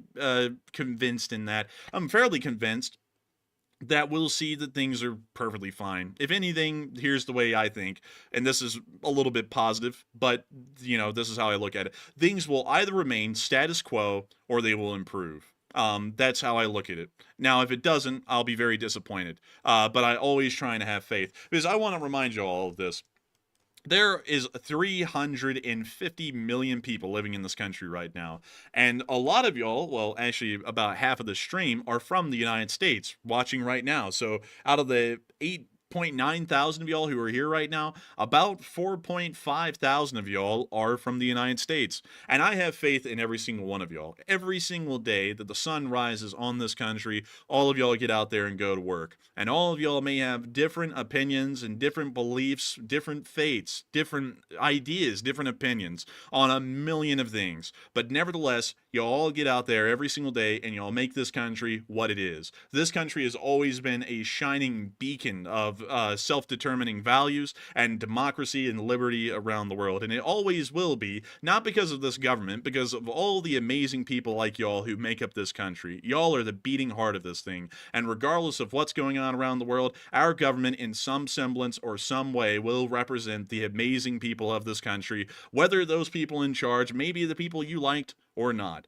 I always have faith in every single one of y'all. I always have faith in everyone in the Western world, because while I say that about America, I know that everyone else in the Western world is as hardworking and determined as the folks in America are. But I always want y'all to know that, and I always want y'all to believe that truly with all of your hearts here. If you're hearing anything from the Enforcer and the LSA as an official statement, y'all are the folks who make this country great. And the day that I stop believing in the United States and its ability to protect our interests and look out for what's best for Americans and Westerners as a whole around the globe will be the day I stop believing in all of y'all. And that day will never come, because I'm always going to be believing in each and every single one of y'all, because y'all are actually what makes America American. And so with that, I hope that does. And also another thing as well, on the point of people getting discouraged, now is the time more than ever, because previously there was definitely a lot of, let's put this in a sort of unbiased way, there was no questions whatsoever about the support going to Ukraine. But now people are wondering, is the support going to keep flowing the way it was?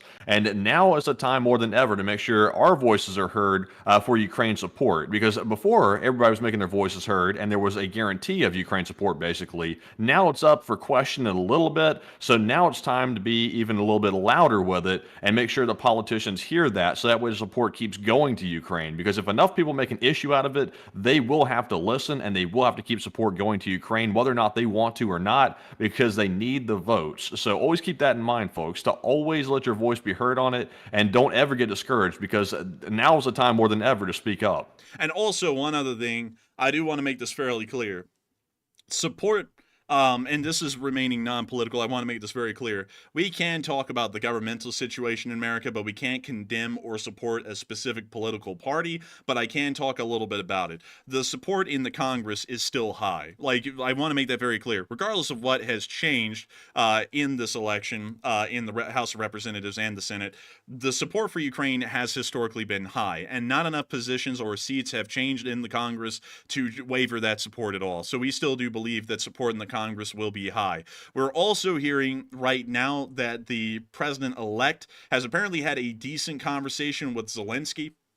Zelenskyy seems to have publicly, and of course, you know, we can only work off of what we hear publicly. Zelenskyy seems to have faith publicly that Ukrainian interests, as a greater whole of Western interests, will continue to be supported. So at the moment, it does seem as though we are starting to see a constructed, decent picture, at least publicly at the moment, that things directly pertaining to Ukraine will be okay. So as far as that goes, and of course we're not here to talk about anything domestic, as far as that goes, looks like everything will be okay. Like, if anything, we always try and make sure to largely mitigate people's worries or fears, and we don't just do that out of blind, just doing it just to do it for the hell of it. We generally try and do it when we see it, and I have a feeling that we probably will see that things will be okay. It will stay status quo, or hopefully it will get better. I was going to say that, I just want you to know that I was going to say that regardless of who was elected, it was going to stay status quo or get better, but hopefully it will. Hopefully we're not just saying that to say it, hopefully it will be truth.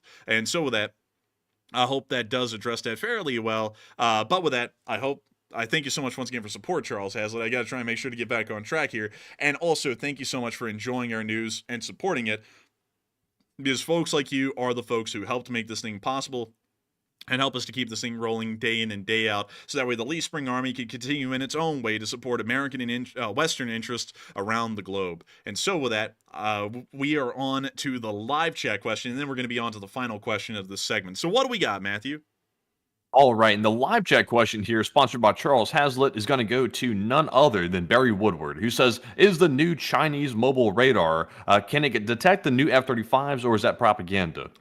We largely believe it's propaganda. The Chinese have not been able to find an F-35 to test the radar on. And also on top of that, no radar exists in the world currently that really can make the F-117 Nighthawk entirely obsolete. The F-117, just for y'all to know, was originally a stealth bomber when it was put into service, but as time has gone by, it's largely entered the realm of being lower visibility, meaning that it's almost stealth, but it still has a signature that can be picked up because radar technology around the world has increased in its abilities. So generally, considering that the F-117 Nighthawk, as old as its stealth technology and geometry is, and it is still able to be a lower visibility aircraft, we are assuming that the F-35 is still completely invisible. The Chinese put out crap like that a lot, and they'll say similarly, oh, we finally figured out how to defeat the wicked American imperialist carrier fleets. And it's like, how? It's like, y'all haven't. That's the answer. It's like, there is no way that they could have done that yet, because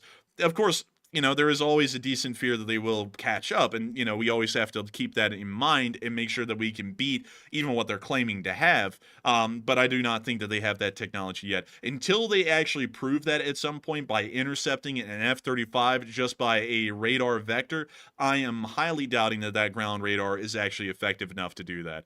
So I hope that does address that for now. Also, though, I do want to say this. The United States should always work off of the mindset that whatever they're saying is true.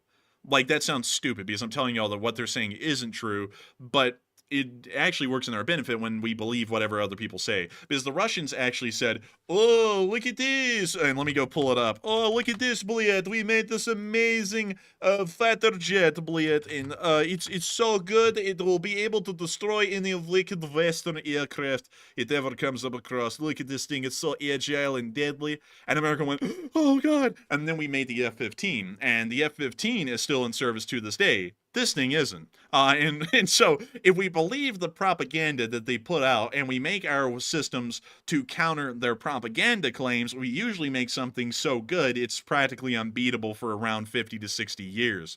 So with that in mind, I generally got to say, I think we need to listen to what they're saying and make a stealth aircraft even more advanced than the F-35, but still largely know that they're probably lying about that and it's all propaganda. That's how I would work with it. But with that, I hope that does address that fairly well, at least in my opinion. And I thank you so much once again, Charles Hazlitt, for sponsoring that live chat and helping this channel to keep on running. And with that, we are on to the last question of this segment, and then we're going to be moving back into the news, specifically in the Middle East first, and then moving into Ukraine. So what do we got, Matthew?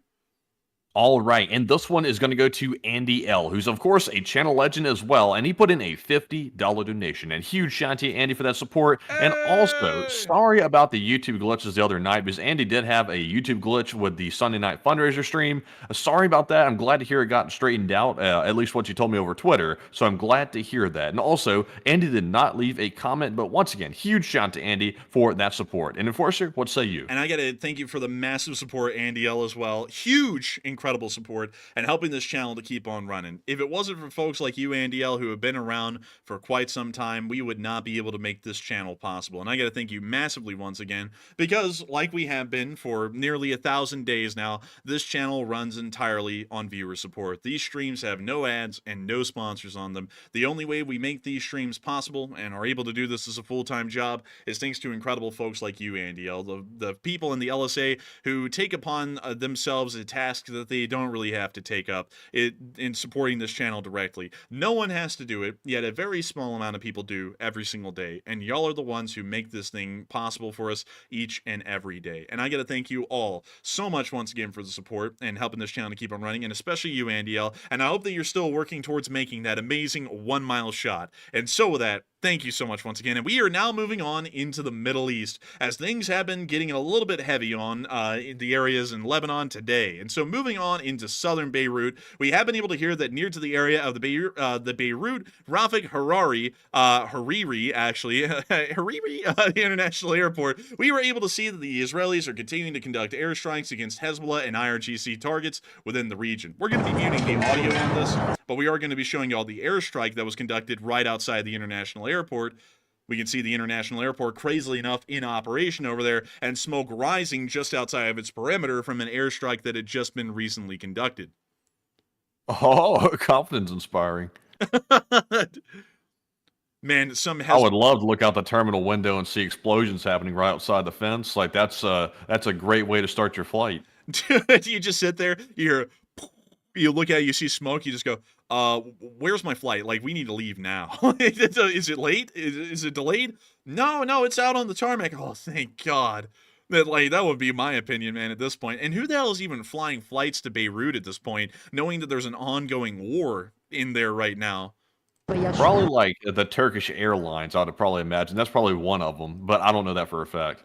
Man, Erdogan's up there. He's going, oh, Habibi, we backed them up. Habibi. Like, it's like, man, get the hell out of here with that. But anyways, moving on from that and into this clip, we actually got to see the airstrike from the tarmac of the airfield. Oh my God. Dang. I didn't realize how close it actually was to the runway. That was from like a hangar or something. Yeah, I think we actually have another clip right here. Oh my God. Wow. And what's Hezbollah doing operating so close to the airport like that, like right outside the fence? Matthew, how dare you talk about such an amazing humanitarian organization? They're only conducting peaceful actions. All those explosions right there, that was the best medical aid money could buy. It was all nitroglycerin. And how dare you talk about them like that? That's crazy. Inshallah.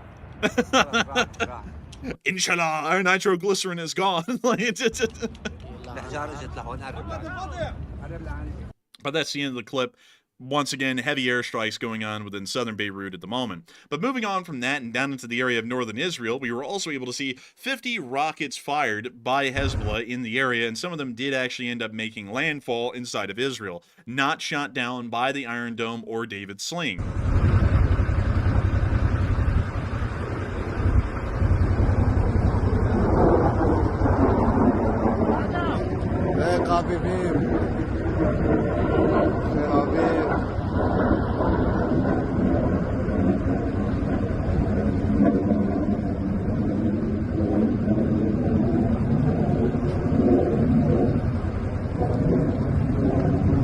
guy just watches the blaze for a good bit. He likes it. We can also see another fire that started over there a little further to the right.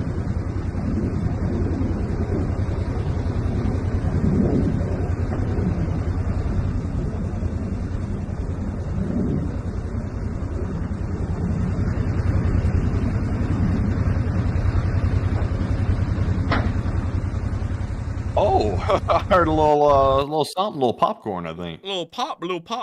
Dude, that's gonna be a new rapper, Lil Pop. But moving on from that, also, by the way, y'all do not want to be called anything. You know, I'm gonna have to hold back on even naming that product because I heard that people are getting doxxed over it these days. Did you hear that, Matthew? No. Oh man, I'll tell you about it after stream. But moving on from that, we were able to hear that air raid alerts were sounded over the entirety of Tel Aviv around the Ben Gurion airport today, and we were also able to hear that some Hezbollah rockets actually ended up impacting the tarmac around Ben Gurion airport. We were actually able to see one of the impacts right over there. You can see the air traffic control tower was right near the vicinity of the impact. We can also see right here the crater that was formed from the impact. It was a fairly significant sized rocket. We also got to see that the air defense did successfully intercept a few rockets. This one, almost completely intact, impaled a car in one of the nearby parking lots, which you can see right here.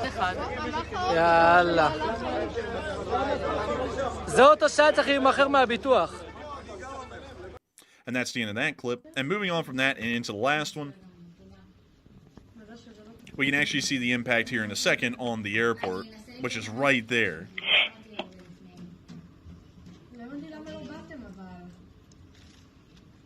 נפילה במתחם, נתב"ג.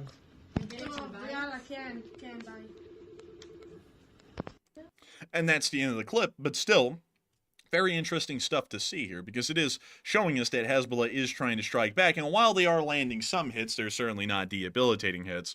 However, we have not heard of the Iranians striking Israel yet. We've been waiting for that. We were told it was going to happen before the presidential election. It's now a day later. It still hasn't happened. Where is it? We don't know. We're still waiting. But when it happens, we will be making sure to cover that live for all of y'all as soon as it starts to be underway.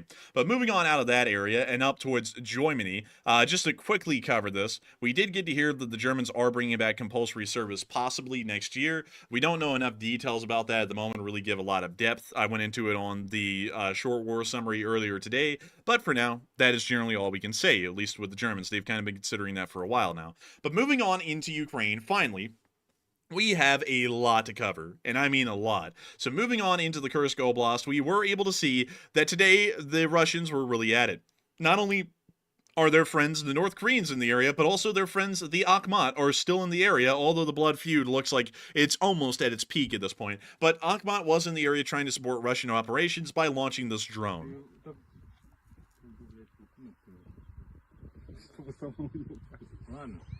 Oh, look, a janky operation.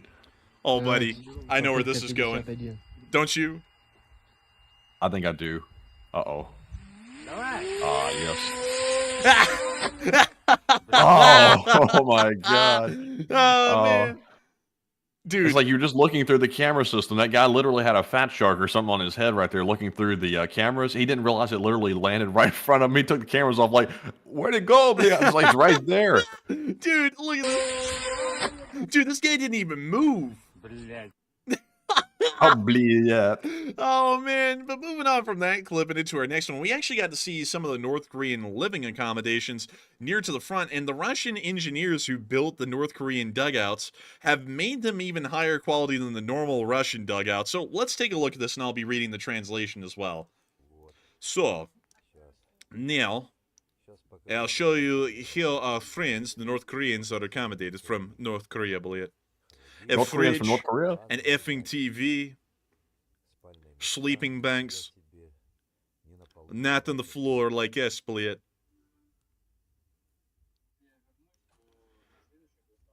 So wait a minute. This guy's trying to say that the North Koreans are being treated better than the Russians? That is exactly what he's trying to say. I don't know if I'm buying that. Man, I don't know, man, but he's there firsthand, man. He's trying to stir up that North Korean anger. Hatred or something. Yeah, something like that. But it's certainly starting to show that the Russians aren't really a big fan of the North Koreans at all. Guess over kettle, blit. a stove, bled. Meanwhile, we live in mud with shit up our necks, bled. But they're effing warm. It seems as though, regardless whether this video is real or not, Russians are trying to stir up the pot in between them and the North Koreans, which is starting to show us that that little friendship might not last long. They also appear to love teaching the Ukrainians well, actually not the Ukrainians, but the North Koreans, new words. Y'all want to hear them? Let's hear them. So, Pider is a curse word, just letting y'all know. They're teaching him that one.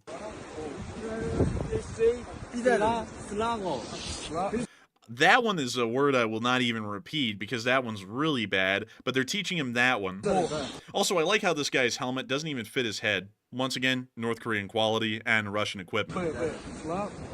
Also, I like how every single North Korean looks like they're like G.I. Joe-men because they're like 5 or 6 inches shorter than the Russians. Man, this is like some high school level stuff. The Russians are teaching the North Koreans all the curse words, so that way when they walk up to another Russian and they're like, yes, bliat means hello, they'll go walk up to another Russian and say, bliat, Ruski, and there's going to start a complete like brawl between like all of them and stuff like that. They hate them, they're trying to get in fights. Dude, they sat there and taught them all this, and the North Koreans going, okay. And then they walk up to another Russian. Hey, yo, what's up, dumb bitch? They're going to get their ass beat. It's like, what do you say, bliat? Man, and then the North Koreans, because the North Koreans do come from, just to let you know, like, while it is a very distrusting society, at the same time, it's still a somewhat warm society from what we know, from what people have talked about who have escaped. Like, people actually do care and look out for each other a little bit. So they're all used to, like, this distrusting sort of an atmosphere at the same time. So they're probably going to believe exactly what the Russians are telling them word for word, and then they're going to go and repeat this, and then when they're like, wait a minute, say it again, they're going to be like, hey, yo, what's up, dumb bitch, again, and then they're going to get beat, and they're like, what the hell's going on? Like, oh my lord, I'm telling you, it's not going to go well for these poor. I honestly feel sorry for the North Koreans, because you can tell that this guy right here, he's even got the little notepad out and everything, just like they have in like the North Korean press releases. This guy's taking notes, and he's about to get his ass beat. He doesn't even know it yet. Like, I feel sorry for him, man, because they don't know what they've been thrown into. Like, generally abused and mistreated North Koreans are being thrown into an abusive and mistreating Russian world. It's not a good place to be. I can tell the North Koreans look a little too upbeat to really know what's actually going on out here because the guy looks way too composed. Like, they knew what was really ahead of them, like how like grim their odds of survival are. This guy would probably not look as collected as he's looking right now. He probably has been brainwashed to think that they're going to go and have victory for the Grand Supreme Leader. But this fella right here has no clue what's coming. Yeah, I like looking at these guys in their faces. I feel sorry for them. I really do, because you can tell that they have no clue what's about to be happening. Because from what we've been told, they just finally hit the first contact today. That was according to U.S. intelligence. We have had videos in the past possibly suggesting that they've already been on the front line and fighting against Ukraine. But today, the U.S. intelligence said, well, actually it was yesterday, that Ukrainian forces finally had a firefight with the North Koreans yesterday. So we don't know what timetable is correct, but if it was just yesterday, the North Koreans still haven't really found out in large numbers what the fighting actually is like yet. So with that, we're going to be moving on from that clip and into our last one, where we got to see the Ukrainians actually used a copperhead shell. They actually had a little interesting infographic here to show how they did it. They had a laser system, a copperhead round, and an M777. This was actually a Lego M777. And they hit the Russian tower with the copperhead. It's the first time that we've ever seen this done before. Very impressive stuff, actually, and pretty cool to know that they were actually able to do it. But still, beyond that, while we are seeing that the Ukrainians are continuing to hold their own in the Kursk Oblast, it is becoming more and more prevalent that the North Koreans really are getting up there on the front lines. And Ukraine does say that the Russians are using North Korean troops exclusively in the Kursk region and nowhere else. And a lot of people are wondering, will it remain limited to Kursk and inside of the Russian borders, or will they be moved eventually into occupied Ukraine to fight there as well? And it looks as though a lot of people are actually split on this one. And so, Matthew, what are people thinking, and what are you thinking as well? All right, so on this question, about 35% of the audience said it depends on Russian desperation, while another 35% also said no, North Korea is for general purpose and not just for Kursk, while 18% said specifically the North Korean troops are only designated for the Kursk region to defend the Russian mainland. And I would say that probably for right now, the intention by Russia is probably to use the North Koreans in whatever number they have them in, which is probably around the 10,000s or so. They're probably going to use them only in the Kursk region because right now, Russia's number one priority is driving the Ukrainians back out of their territory and back into Ukrainian territory. That's their current goal, and right now they were having a very hard time doing that because they really don't have the Wagner troops to use, and they really don't have the Russian troops to spare to actually drive the Ukrainians out with a decisive victory for the Russian side. So they had to turn to mercenaries, and specifically, they started using North Korean troops, which was a bit of a shock to us all. So I would say that they probably will remain in Kursk for the time being, but if Russia gets desperate enough and Kim Jong-un is willing to agree to it, they could start using them in the Ukrainian front line, actually in Ukrainian territory. So I'm kind of with the 35%. But Enforcer, what say you? I would have to say I'm also with the 35% saying that they're probably going to remain in the Kursk Oblast, and it really does depend on Russian desperation, because it seems as though they are kind of being used as mercenaries to just free up Russian manpower from inside of Russia to be dedicated into Ukraine, where the Russians are hoping to make larger successes. That probably is the case at the moment, because it generally appears to be that way. Trying to cut this down to be as short as possible because we still have a good bit to go and not a lot of time. But moving on from that and moving out of the Sumy area, because this is just Oleksandr Syrskyi saying that the offensive was to stop a Russian offensive into Sumy, so the Russian offensive to stop the offensive. But moving on from that and into the actual location unknowns, we were able to see a Danish mine clearer at work today. This was actually pretty cool. And we're going to be muting the weird music, but there is the flail. I mean, And that operator's kind of exposed on that a little bit too much. Yeah, I know, right? Like, it's like that thing blows up, it's done. Like, that thing is cooked. Got him on the Massey Ferguson with the chain flinger on the front. Man.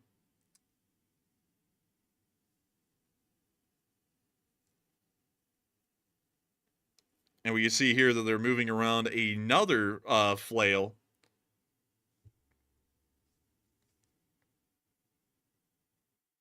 It looks like it was damaged, actually. One mine clearer that's based on a tank, it's an engineering vehicle, is pulling out this truck right here, and it looks like the back tires were blown out and the flail was damaged, because it also looks like a mine clearer. But the cameraman isn't really giving us... Yeah, it's another mine clearer. You can see the flail right back there on the back of the vehicle.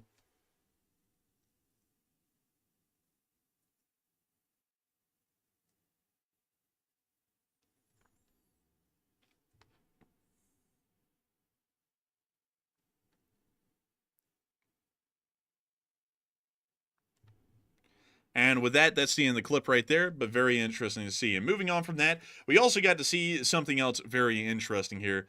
A Desert Cross outfitted to the max. I've never seen one that's been this upgraded. This is one of those little Chinese ATVs that look like crap, but they have put a camo net on it, an electronic warfare jamming system, mesh nets, a dual-mounted machine gun, and have given this guy a position to sit on as well. It is the weirdest thing ever. This is also the cleanest AK-74 I've ever seen. I'm very confused by this whole picture. Still, it's interesting, but weird. Anyways, moving on from that, it's finally time for us to get on into the Russians cooking, and boy, were they cooking today. The Russian casualty report was juicy. Oh my goodness, man, they were cooking once again. But sadly on the Bobcats, though, Ukraine only cooked with one. We only had one dish today, one entree, and it was only one Kubota, or Alibaba tractor, or something like that. But anyways, that's still good to see. At least they got one. But tell us more about those other losses. The losses are absolutely incredible today. 1,250 Russian soldiers have been wounded and killed over the past 24 hours, along with 11 APCs, 55 supply trucks, 6 main battle tanks, 20 artillery systems, 57 drones, and 1 Bobcat skid steer. All in all, it wasn't a bad day, and it was good to see. But I also had to be honest with y'all. I'm just going to be completely honest here. I'm not going to lie to y'all. I'm going to just tell y'all it up front and up ready. And so I'll have to say, what the hell is up with this cartoon, dude? Did you see this thing in the bottom right corner? Let me see here. I'm trying to zoom in on it real quick. Forget the caption. Just look at the, people. Like, that's supposed to be Mark Zuckerberg and Putin. Why the hell do they look so damn ugly? Wait a minute, that's supposed to be Zuckerberg? Yeah. Oh my God, I thought it was somebody else. I can't even name who it was. I thought it was, but I guess that kind of looks like Zuckerberg a little bit. I thought it was somebody totally different, though. Man, Putin's face is caved in, like someone put a boot on him. Bro, what is up with that forehead, though? Oh my God. They Dude. did Zuckerberg bad. They did him like extra bad. Bro, why in the world does Zuckerberg look like he has a busted lower lip and like a nose big enough to inhale all of the air on Earth? Like, why did they do him dirty like that? Like, Putin wasn't even done that badly compared to him. Why did they do him that way? What is going on here? Dude, like... Man, they said on the sign right there, said, you want Africa. Call Elon. I can't even say the other part there. It says call Elon Musk. It's a little political, but it's like once Zuckerberg gets done saying that, he's gonna say, "Oh me," bro. He's about to sit there and go, "I like pickles" or something like that. It's like, what the hell's wrong with him?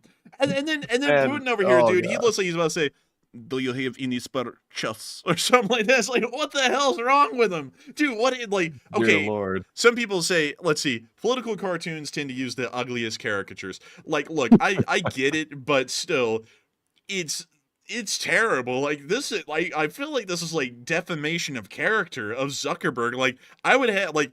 If someone did me dirty like that, I would actually like I would be put down in the dumps over that one right there. It's like that's just wrong. I mean, he doesn't even, like, have you all seen Mark Zuckerberg lately? He actually looks human now. Like, that is wrong to do him that way. He doesn't even look like that anymore. You know, like that's just... Zuck downloaded the Cool Chad DLC, and he's been converted over. Yeah, he doesn't even look that bad. It's like, why the hell do him like that? That's just wrong. But anyways, moving on from that and out of that weird cartoon, we are now going to be moving on over into the area of Vovchansk, where we were able to see that the Ukrainians in the 3rd Brigade were continuing to destroy Russian Buhankas in the area.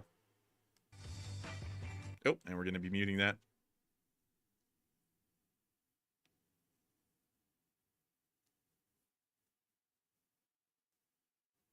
And a lot of people are saying that's the point, and it's a cartoon. I get it, but still, like, that was vile. Like, there's a point where caricatures go from being, like, funny to vile, and that was just straight vile. Like, we can laugh at it, but if I was Zuckerberg, I would feel kind of put down by that. Man, that's like the old style memes, like the comics or the comic strips and stuff like that. They used to do the spoofs on people. Now it's memes. They've moved on. Dude, I'm not gonna lie, man. A lot of those cartoons kind of lost their punch. Like, I don't really get the jokes because it'll be something like, you know, like a person flayed and cooked on a plate, like a turkey. Like they're just like dead with an apple in their mouth, and then there's someone going, "Where's the beef?" Like, it's like, what the hell is this? Like, I don't even get what the point of this thing is. But anyways, moving on from that though, and towards Kaspiysk, we did get to see Nikitsia in service with the Ukrainian army. These things are incredibly cool. Of course, an old Soviet holdover, but still, I like them. I think they're neat. And just look at it go. What a cool beast. But moving on from that and a little bit further on down the lines, we were also able to see that down at Chasiv Yar near Ivanivsky, the Ukrainians were giving some special attention in the Rarogragi unit to the Russians. Oh, we're going to be muting that. That lo-fi existential beat.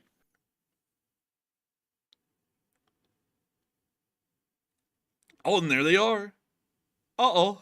They're like, Bliet, turn around the Bliet, turn around. Okay, what the hell do you have on his back? Dude, did you see that? Bro, he's got like a freaking harp back there. That's like an electronic warfare system. It's like his whole body size. Man, it's like one of those backpacks, you know, like if you wear it too long or something like that, it gives you like cancer or something like that because there's so much like RF coming off of that. Just like, that's probably not good for your health. Dude, you know, if you're standing near that guy in real life, you don't even hear the dirt bike. You just hear like that thing on. Like, it's like, are you sure that's okay? Yeah, it's fine as his brains are leaking out of his ears. It's like, that thing is not safe to put on your back. He can hear the thoughts of everybody on the battlefield, bleed. Oh, now we can see the dirt bike is burning and everything is burning. Oh, Bliet, we have another one, Bliet, and he tries to run, but the last running, it just never worked, Bliet. He broke his legs. Oh my God, he actually did it. He did it for once, but you can't do it twice. Oh my God, he did it twice. Dude, this man out here breaking legs. Oh, he finally got it, but still, he gave it a good effort. That was actually impressive. I've never seen anyone break the ankles of a drone twice. But we can now see here the next FPV drone out there. And it looks like this Russian laying in the ditch, he didn't pick the smart move. When you see him go down in the ditch there, he's trying to just hide and blend in, but the drone saw him, knew that was the easiest target, and went for him. Boom, right there. It appears that the Russians are very confused as to where their comrade went. Little do they know, he became a quick meal for Ukrainian FPV. Man, he walked so they could run. Man, he laid so they could walk. And they were running. I was running. Yeah. Uh-oh, man, he didn't make it. Bleed it. Oh, here comes another. Someone said a proton pack. Oh, Yes, I need fresh dude. face. Dude, that guy did him dirty. Look at him. Like, you know, he's getting off of the bike here. He sees the drone coming in. They both see it coming in. So this guy yanks this guy so that way he doesn't have a proper footing to run, so that way the drone goes for him. That was dirty. That was dirty, I'll tell you. Oh, he gets no respect around here. Oh, he doesn't either. Oh, he got man. disrespected so hard that he got blasted. Oh. Oh man, I give another Russian a ride on my dirt bike. Oh man, he makes a Ukrainian drone ride me. Oh man, I'm telling you. But these FPV He said, drones, oh, take a ride on the dirt bike. Oh, I'm already in the dirt. Oh. oh man, they told me take a dirt bike. Oh man, I'm telling you, they ran a bike over my dirt. Oh man. But moving on from that into Chasiv Yar, we did get to see the Ukrainians moving around, not only showing us the pretty much battlefield of Chasiv Yar at this point, but also some of the devastation as well.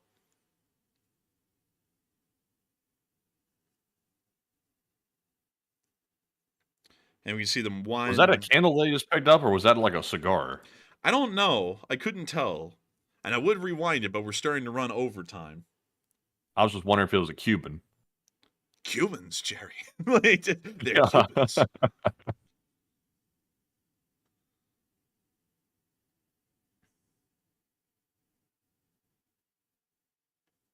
And Value Radar is coming to the glorious Republic, the United States of America tomorrow. Have a good flight, Value Radar, and stay safe out there. And welcome to America. But moving on from that, we can see the devastation in Chasiv Yar is, of course, unfortunate. A large amount of the city has been reduced due to Russian shelling of the area, but it is once again shown that the Ukrainians are very resilient and holding up a strong fight in this area, considering that the battle has stayed here for so long that most of the city could be destroyed. We can now see him lighting a candle. Ah, it is a candle. It was a candle. Candles, Jerry. But Cuban candles. But moving on from that and further down the line, we were able to see a day in the life of Russian field artilleryman. Y'all want to know what that's like? It's interesting. Observe.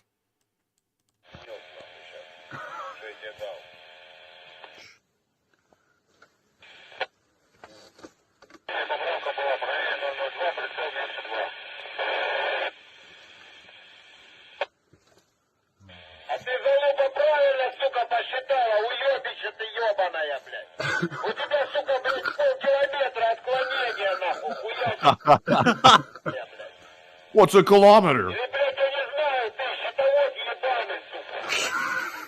Abacus user. Man, this guy is freaking ripping this guy. Bro, did you see that one? Look, listen. Oh. Пидор, блядь. Yeah, I mean, a little too, but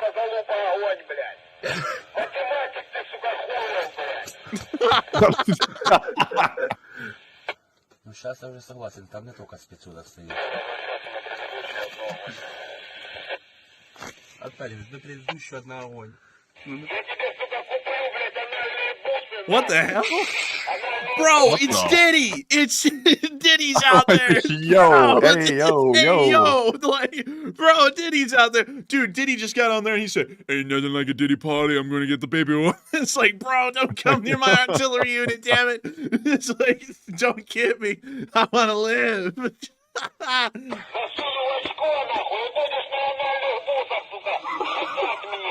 Damn. Dang. Прикинь, как возмутило. На Lives the laugh. всего лишь. А снаряды дорогие. I gotta say though, that's pretty good, man. They're talking to each other very civilly. No wonder they're winning so much. Dude, you can only win with talk like that. But moving on for that, and behind the lines, we did get to see the Ukrainians continuing to build defensive fortifications around Pokrovsk. Whoa. Hey, easy there. The 109th Brigade's trying to get us copyrighted, but we're going to get copyrighted anyways. But anyways, moving on from that, we can see them working on the defenses.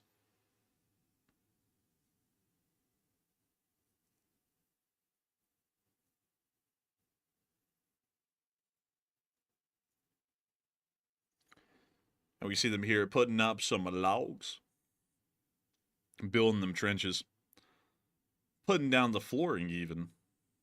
These guys, they know what's up. That looked like a military bobcat they were using there, I must say. Bro? I don't think so. I think it's like one of those little tiny excavators, but it's close. It's really close. Yeah, I think you're right. It looks pretty close. It looks like a bobcat, but it's a little too short. Man, sadly, blit. But we also get to see the 15th hitting Russians around the slag heaps of Pokrovsk, or Seladove specifically. So, a real question, folks, are the Ukrainians hitting the slag heap, or are they hitting the slags? Let me know. Chris's mom wants to hang out here. That must be her hangout, blade, the slag heap, blade. But moving on from that and out of the area of Pokrovsk, we're now moving all the way down to Odessa, where we got to see a Ukrainian MiG-29 using an R-73 intercepting a Shahed 136. I played the audio, but y'all know the drill. I can't. But it did get the Shahed right there. It blew it up. The Shahed's now going down in a ball of fire.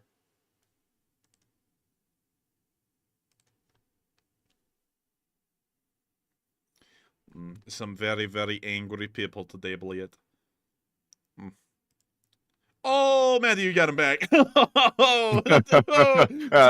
gonna call you Butthead because you just got banned. Whoa, Jack! Whoa, Jack! Whoa! Gotta tell you, not a big fan. Anyways, moving on from that and into the area of Kyiv, it is now time for us to reach, not that far over time, by the way, the speech from President Volodymyr Zelenskyy, fresh from today. So, without further ado, folks, here it is, the speech from President Volodymyr Zelenskyy. And so, give me a speech. Long-lasting speech.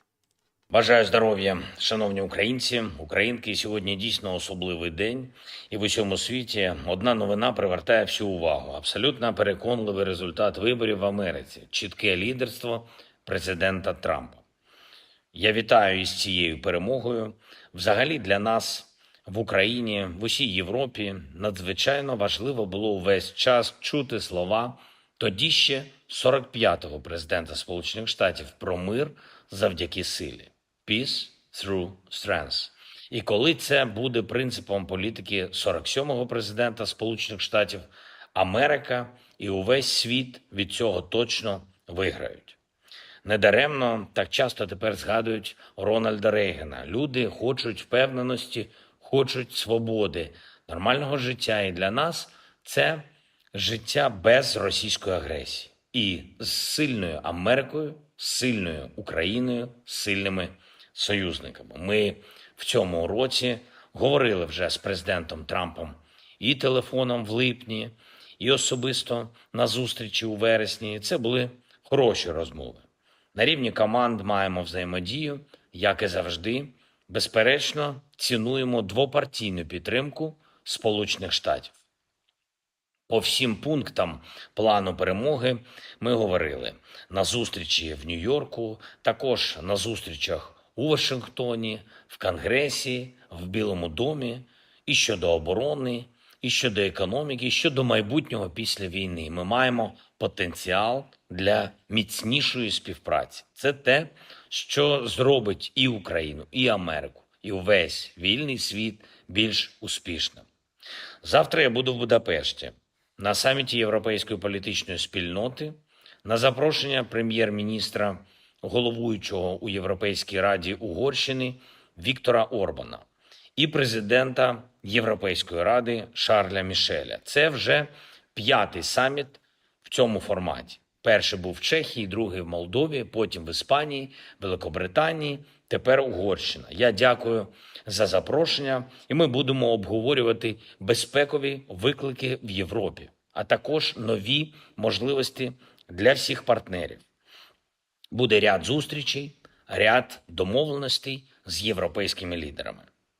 Сьогодні було багато нарад якраз про те, які результати ми маємо зараз і які можемо досягти. Прем'єр-міністр України Денис Шмигаль, нарада щодо нашої поточної роботи і ключових питань стійкості, говорив також з Русланом Стефанчуком, головою Верховної Ради України, щодо дій і законодавчої і виконавчої гілок влади.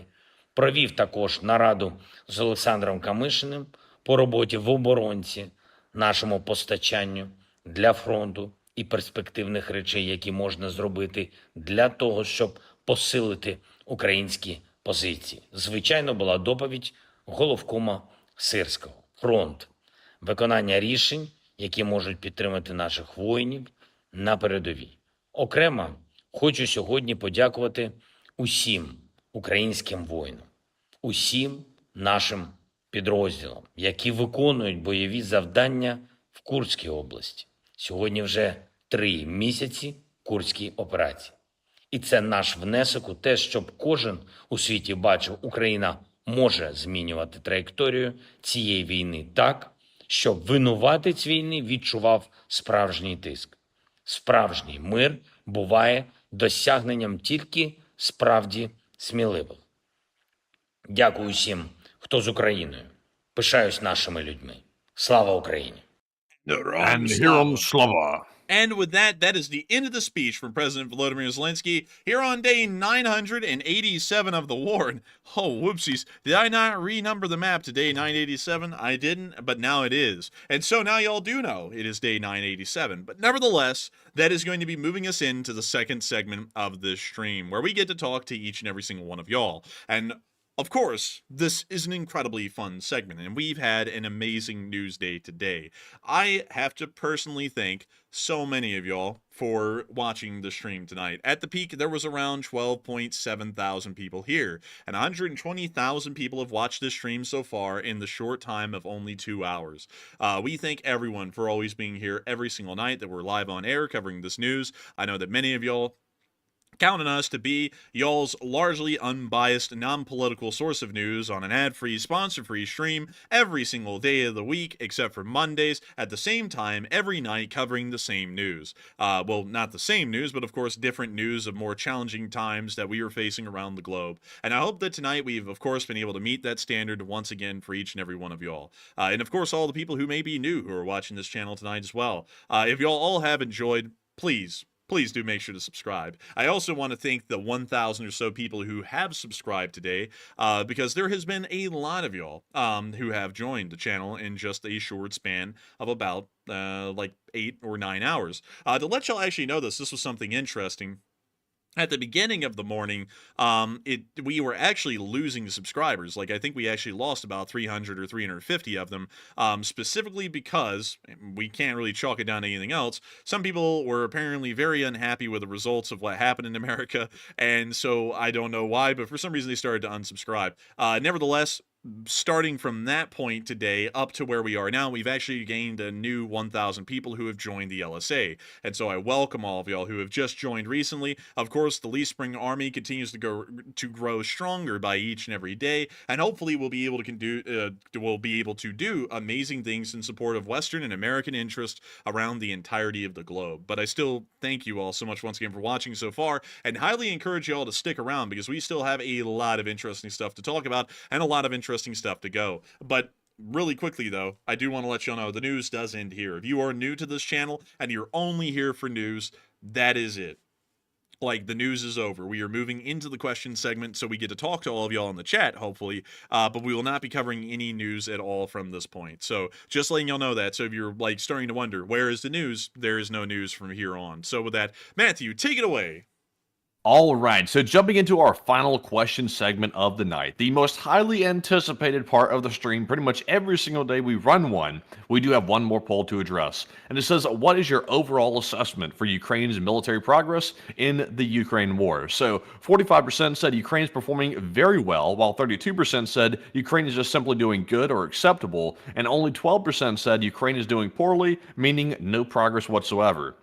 And being perfectly honest with you, Ukraine is doing very well, but in reality, they are doing good. I would say I'm with the 32% because while Ukraine is holding pretty much all of its ground, except for like one little minute little place, which is very small, generally speaking, it's a stalemate. So neither side is really like taking ground at this point. It's sort of just like a tit for tat kind of stalemate situation where neither side's making really any progress. So that is acceptable, but it's not really very well because in the best case scenario, Ukraine would be taking back ground, but right now it's kind of hard because the Russians are so deeply entrenched and it's very hard to make progress. So I'm with the 33%. But Enforcer, what say you? I would have to be with the 45%, and that's kind of a little bit of a crazy. It's still majority, but to me, it sounds a little bit crazy because it sounds like they're doing amazing. And as far as the factors involved, they're doing incredibly well considering the situation they're in. It's certainly a miracle that they've survived 3 years, and for that reason, I would say they're doing pretty good. They could do a lot more, and they could do a lot better, but they still are doing amazingly well considering the circumstances. So with that, I hope that does address that well, at least in my opinion. And with that, it's now time for us to get into talking to all of y'all. And it's always a fun moment. And so what do we got, Matthew? All right. And also, real quick here, I saw someone make a point here. Let's see, it was Maxim in the live chat. He said, it's hard to make progress with a shortage of weapons. That is true, but Ukraine is really not running into a weapons problem right now. Right now, they do have a pretty good bit of weapons in their stockpiles, or at least to my understanding. Right now, the problem is manpower. They're trying to conserve manpower because they are having a bit of a manpower shortage.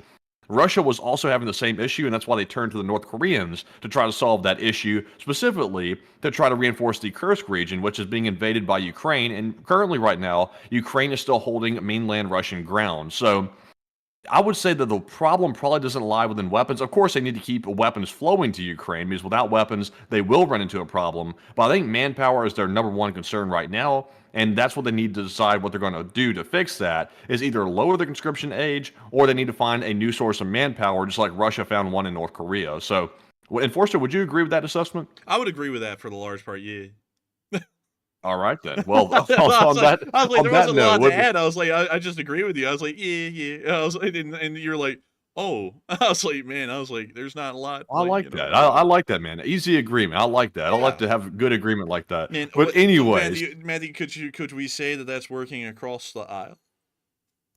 we're working across the aisle for a solution that everyone's happy with. It's a whole of channel approach to this issue. I'm glad to see that it was resolved amicably to all satisfaction and appeasement of the people. But anyways, moving on here to our next super chat question. Actually, our first one, the last segment. This one's going to go to Hokey Redneck once again, who puts in a $50 donation. And thank you very much, Hokey, once more for the second support of the night, and we appreciate it. He says, I could Google it, but how old are the sub-Trident missiles? Oh, that's a good question. I don't actually know that off the top of my head either. I think they're about 50 years old too.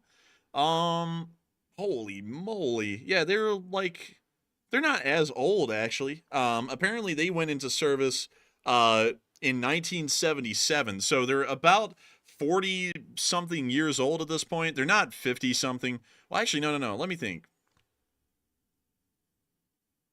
No, actually they're almost 50 years old. They're like 47 or something. So that's interesting. Yeah. Yeah, they're about 47 years old. Not as old as the Minuteman III, but still fairly old. By the way, this was the first test. Well, this was the first launch of the Trident in actual service right there. That's weird looking, man. It looks like an AI-generated photo or something. It's too perfect looking. Yeah, they're not rusty.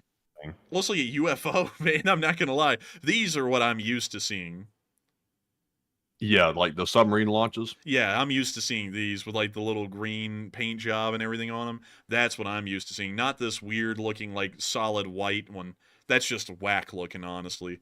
But yeah, around 47 years old or so. So they're not incredibly old. Like, at least in modern military terms, 47 years old isn't that old. Like for a service member, that would be a little old. But for a weapon system, it's not that old. So I hope that answers that question fairly well, Hokey Redneck. And I thank you so much once again for support and helping this channel to keep on running, because our nuclear arsenal is one of the most impressive and numerous in the world currently, at least in terms of working nuclear weapons. We actually keep all of ours up to a working operational standard. So unlike the Russians, which have a lot on paper, we have a good amount on paper, but all of ours works. So in practicality, we probably have the largest amount of usable nuclear weapons on the surface of the Earth at the moment, which is really wild to think and about. Also, I think Also, I think our launch process is a lot easier than Russia's as well, because Russia has to go through some weird process where a lot of different people sign off on the launch. I don't think it's really that complicated with the United States. Like, obviously, there's a lot of verification that goes into ensuring that the president actually gave the order to launch the nukes. But I don't think you have to get the approval of several different people, to my understanding, if I'm correct. Yes, it literally comes directly from the commander-in-chief, and then those orders are authorized by a proper sequence of numbers in a code or something along those lines, and then the weapons are fired. Of course, that still takes, like on a submarine, for example, the captain and the first officer to enter their keys into the, I think it's the arming system at the same time and all that stuff. But beyond that, it's not like the Russian system to where, Putin says, nuke him, and then it goes to a battery commander, and then the battery commander then gives the orders further down. It literally goes directly from the president straight to the commander that's in charge of those nuclear weapons, immediately telling them to fire. So there's one additional step in there's one additional step in the Russian process that is not in our process.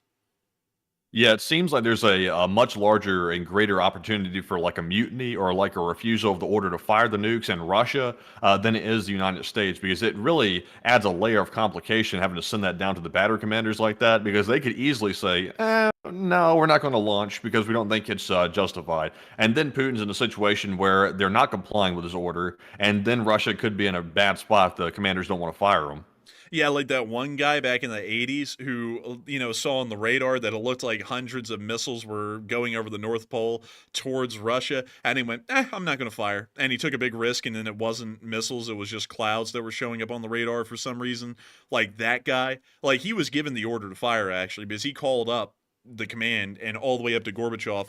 Gorbachev said, yes, fire, and then it came back down, and he said no. And that was it. Nothing happened to him. He didn't get in trouble.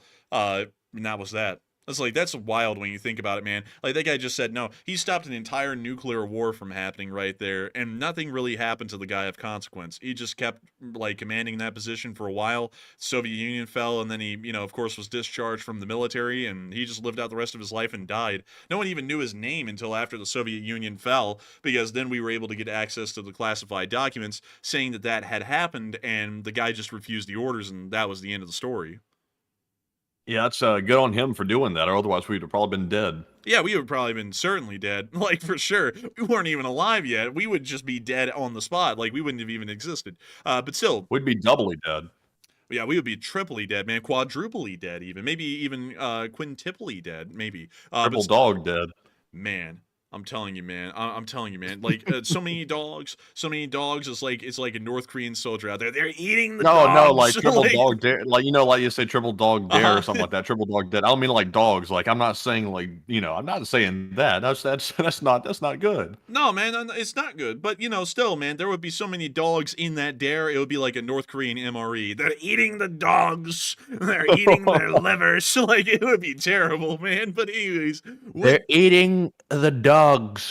Dude, they really are. No joke. The North Koreans are literally eating dogs in cans. It's that is legitimately verifiably true, on the North Koreans. But anyways, with that, I hope that does address that fairly well. And with that, thank you so much once again for support Hokey Redneck and helping this channel to keep on running. I hope you enjoyed that little segment and also had a pretty good laugh. And with that, we are on to the next one. And this one right here is going to go to none other than Hal Rose, who throws in the $33 donation, and a huge shout out for the trademark $33 donation, because on Fundraiser night, he throws in an extra 3 and does 333. So Hal Rose is known for the threes. And thank you very much, Hal, for that $33 donation. He says, Enforcer Matt, my new low point in this war came when the North Koreans shared their canned dog meat. I heard gunfights broke out.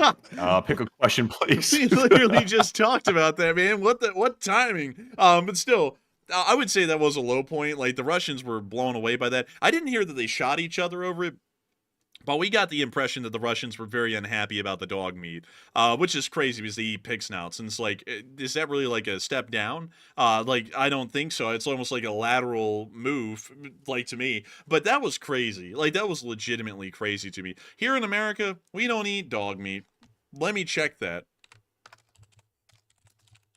1 second, y'all. Dog meat for sale. Dog meat for sale. They got some on eBay. Organic dog meat? Wait a minute. No way.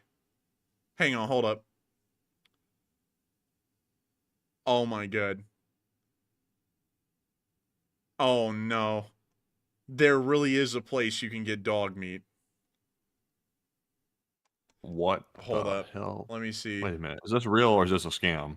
Well, here's the website, man. Like, I don't know if this is real or not. People search this. Like, is this real? Let's see here. Breeds?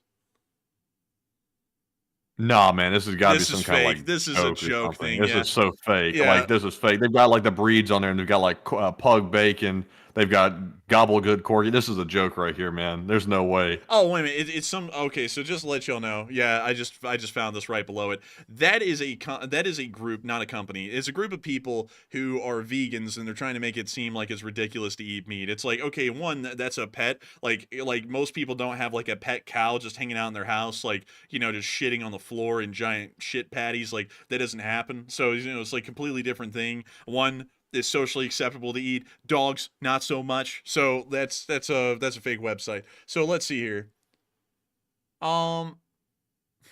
Okay, so I don't really see. Let's see. Okay, so actually to let you know, it actually is illegal to buy, sell, or consume dog meat in the United States.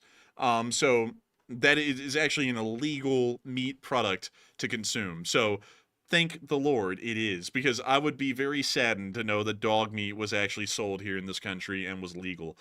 So with that, I hope that does address that fairly well, at least the best I can. And with that, I gotta say that threw me for a shock there. I thought that was a legit place, but it was not, because there's no way to buy it, and it's also illegal to buy it in America. So thank the Lord. But anyways, with that, I hope that does address that the best I can. And also, really quickly, before I move on from that, I know someone's about to say, "Oh, why are you taking a shot at the vegans?" Like, I don't like. I want to say this: America is a free country, and if you choose to eat meat or if you choose not to eat meat, that is a personal decision. But I don't like people who make it their entire personality to like do something and then shove it in people's faces. Like, if you eat meat, that's great. Don't make that your whole personality where you eat like bull testicles and drink milk with them, like some guy on YouTube does. That seems dumb to me. It's like, why do that? Just live your life. It's America. People can do what they want. If you want to eat bull testicles, that's your thing, but why broadcast it to the world? And if you don't, like, that's great. It's America. But why in the world do you have to tell everyone about it? It's like, just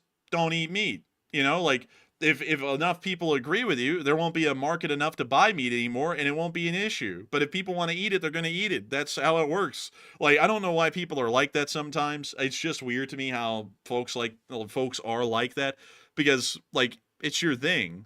Like, I don't think people get that in the modern world, especially in America in the modern day.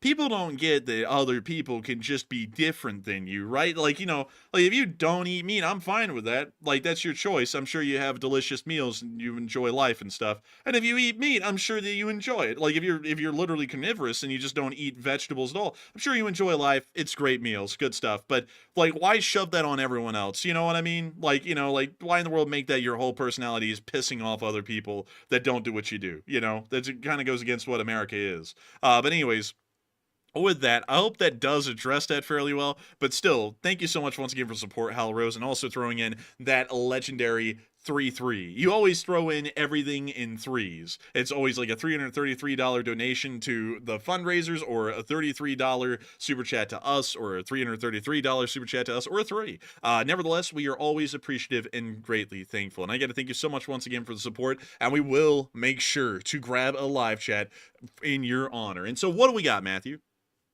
All right, and this live chat question goes to Andrew, who says, how long would it take the remaining $6 billion in aid to get to Ukraine now? Well, it's certainly going to get there before January from what we're hearing, so I would assume that they'll probably have that all wrapped up by late December, so probably about the next 2 months, and all of it will be over there in Ukraine, or it will be in Europe, probably in Poland, being processed into Ukraine, so you really can't stop that at that point, and it'll be too expensive to bring it back. So that is probably... I just wonder, I just wonder, Enforcer, because really it's probably, honestly, if we're being realistic, it's probably not enough time between now and January to get $6 billion worth of equipment to Ukraine. I wonder if they're going to try to do like a hybrid version here, because I'm not really sure how the aid bill is really structured. Maybe they can send like a large chunk of the aid in actual monetary aid, like financial aid, and then the other chunk in actual military aid, because there's probably going to be only so much equipment they can transport in such a short amount of time. Because once again, they've struggled to even get the aid that's been sent to Ukraine. Like, it took a long time just for that. And for $6 billion in aid right like this quickly within a couple of months, that would be like breakneck speed for how we've been transporting equipment. I would agree. Like, I don't know how they're going to do it. Maybe there's a way. Maybe they'll just get Strategic Airlift Command on it and just have them working nonstop for 2 months. Maybe that would be a stretch, though. Honestly, I don't know if they could do that, but maybe they can. But yeah, I think that's going to be pretty tough. They might just give him money. Like, dude, they're going to be like, "Happy birthday, Zelenskyy. Here's like $2.5 billion. Here you go. The rest of it's in equipment. Have fun. See ya." And that might be it. Also, I saw someone else say something in the chat before we move on from the whole food thing, Matthew. Someone said, "To be honest, I quit eating pork, though."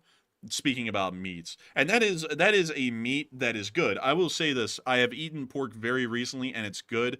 But pork scares me because pork is one of the most unhealthy meats. Like, not as far as like what's healthy for your body. It's really unhealthy in like the form of what kind of parasites live within pigs. Like pigs are generally a very nasty animal. Like I don't mean nasty like they live in the mud and filth and stuff. As far as like the parasites and the kind of diseases that a pig can carry, it's actually a decent amount of them. And so that's why you never can eat pork unless if it's cooked well done. Like, there's no such thing as having a medium well or a medium rare kind of a pork. It's all got to be cooked well done, because if it's not, the kind of parasites that live within pork can kill you. Like, you can get some pretty severe food poisoning from pork, and pretty much end up in very bad straits or end up dying because of it.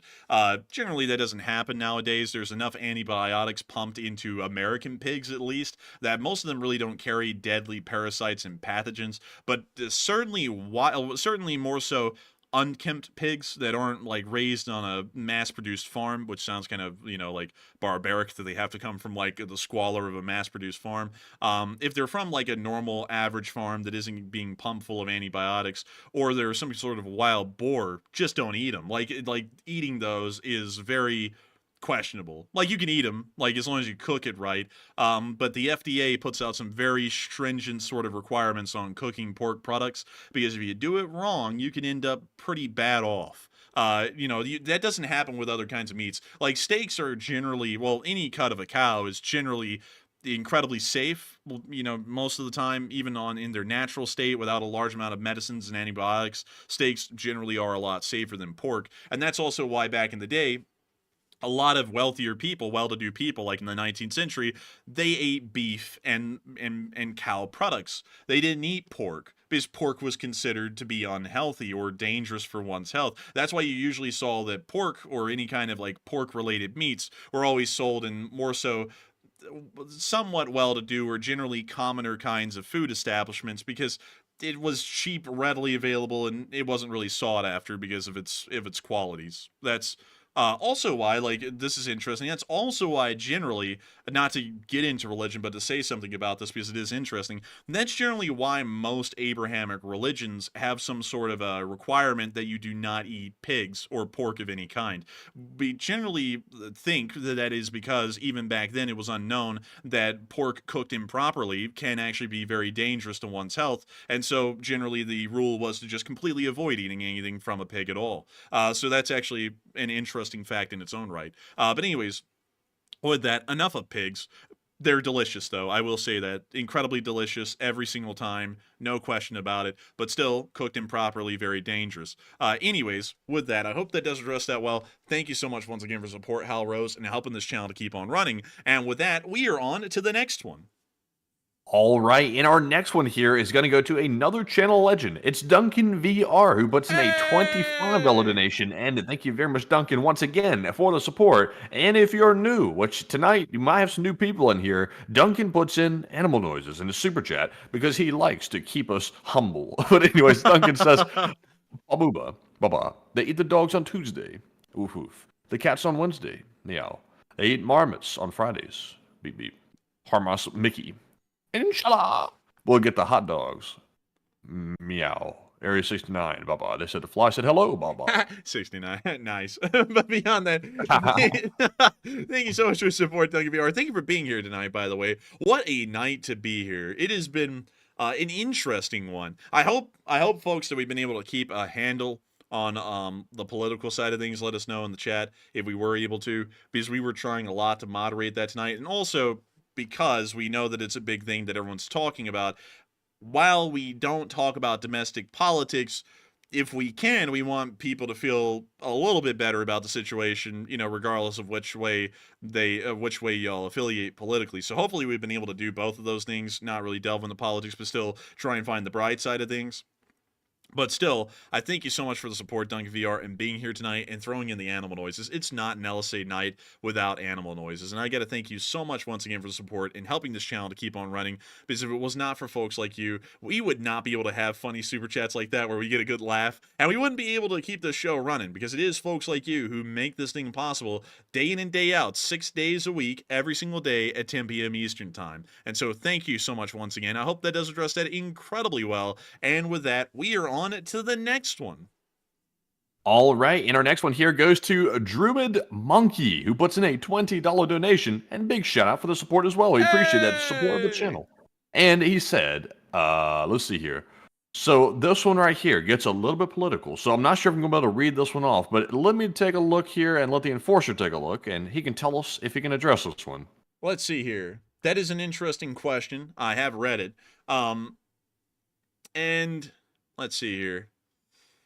You know what?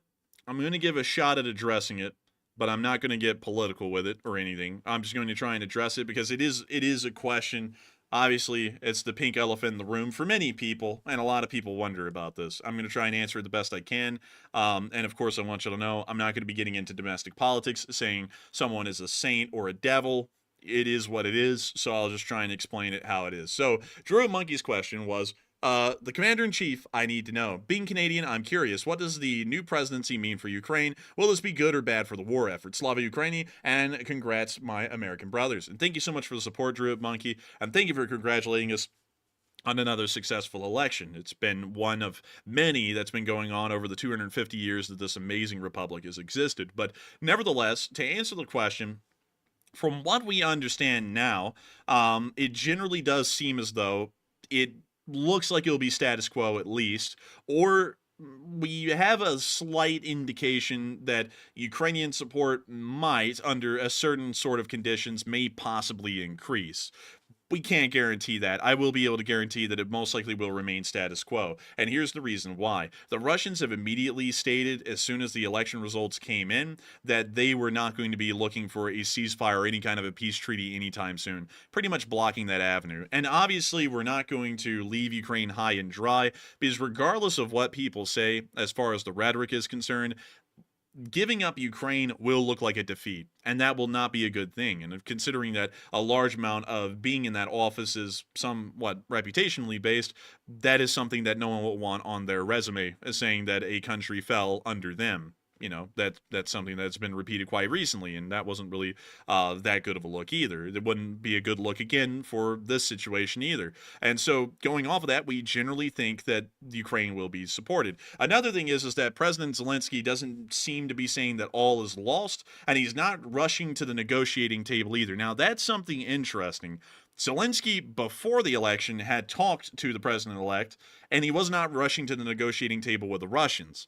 And now that he has been elected, and the president-elect is now going to be the president in January, we're still not seeing him rushing to the negotiating table. And that is a very important thing to notice, because it's showing that apparently he has been told that support is assured and that the war can continue on as it is at the moment without them having to be concerned too much about trying to wind out the war, at least earlier than it naturally would. So that seems on Zelensky's end, and also his public statements seem to be looking positive. So it looks as though on the Ukrainian side of things, they think that the situation will remain status quo at least, which will be fine, at least in the Ukrainian mindset, because they will be able to keep fighting.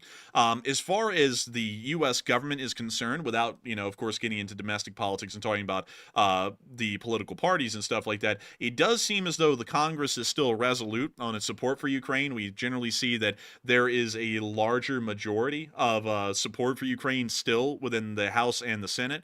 And so for that reason, we generally believe that they will continue to support Ukraine and continue to pass more aid bills, because that's not going to be changing. And we also have a belief, and this is why I'm saying that things might improve, is that this might be a possible hypothetical. Of course, it's one of many, and we could go through all of them, but I will go through this one, just so that way we can kind of put out a little bit more of a hopeful sentiment. Many people know the disposition of the incoming president, and that can end up actually seeing that Ukraine's support is increased, or the aggressiveness of Ukrainian action is allowed to expand, because the Russians are already clearly starting to state right now they're not going to give up. And that is not going to go well with someone who largely is focused on that of ego. That will piss someone off pretty quick, especially if they just tell them to get lost. So we may actually see that in response to that, the answer is, my hands are tied. Oh, well, Ukraine, you can strike wherever you want to Russia with long-range weapons. In fact, here, have more. That could possibly be an outcome. We don't know how likely that one would be. There are multiple different outcomes, and I want you to know I've planned out at least 6 of them, and about 3 of them are not good. 3 of them are okay, and this is about the best likely option. So that is kind of what we're looking at right now. Well, I'll tell you some of the other ones. Just to tell you like the big 3, because there's like 2 that are decent. Like this is one of them. Well, there's 2 that are good. This is one of them. There's one that's kind of down the middle, and then there's 2 that aren't really that good. So I'll go with the most extreme. We've already told you the best one. The middle line is that the United States wants the war to end. The current president tries to move towards that route, but neither side is amicable to an end. And while the United States doesn't completely leave Ukraine high and dry, it doesn't really send a large amount of support, meaning that the war drags on quite horrendously. And we may see that the Russians start making enough ground that this war drags on for many more years and doesn't really reach an end conclusion. Another one is, and this one is generally considered unlikely just because it wouldn't look that good, is that the Russians will just say, we're not accepting a peace unless if it's total victory over Ukraine, and then we just give them total victory over Ukraine. Generally thinking that that one's a little unlikely, because it just doesn't seem like anyone would like to say that. Like, what does that look like to everyone in the world? It looks bad. I mean, like, there's no way to spin that to look good, even to the citizens of the republic here. Like, you sit there and say, we're strong. Like, everyone says we're strong. Let me make sure that I say that very clearly. Both sides say we're strong, right? Like, the current side that's in says we're strong. The one that's coming in says we're going to be strong. So we say we're strong because we completely tucked tail in the face of the Russians and gave them exactly what they wanted. We appeased them. No one's going to believe that. Like, that's an impossible sell. So we think that that one's going to be unlikely. The down the middle option is somewhat likely. And then the most positive outcome is somewhat likely as well. We don't know which way it's going to go at this point, but that's all of the hypotheticals that I have, just so that we all know. Like, I'm not looking at this through rose-tinted vision, obviously. Like, that's not the only outcome as the best one. There are multiple ones, but it depends on a whole bunch of actions and events to happen to see what will actually unfold or occur. So I hope that answers that fairly well, at least with what I'm seeing and, like, the kind of hypotheticals.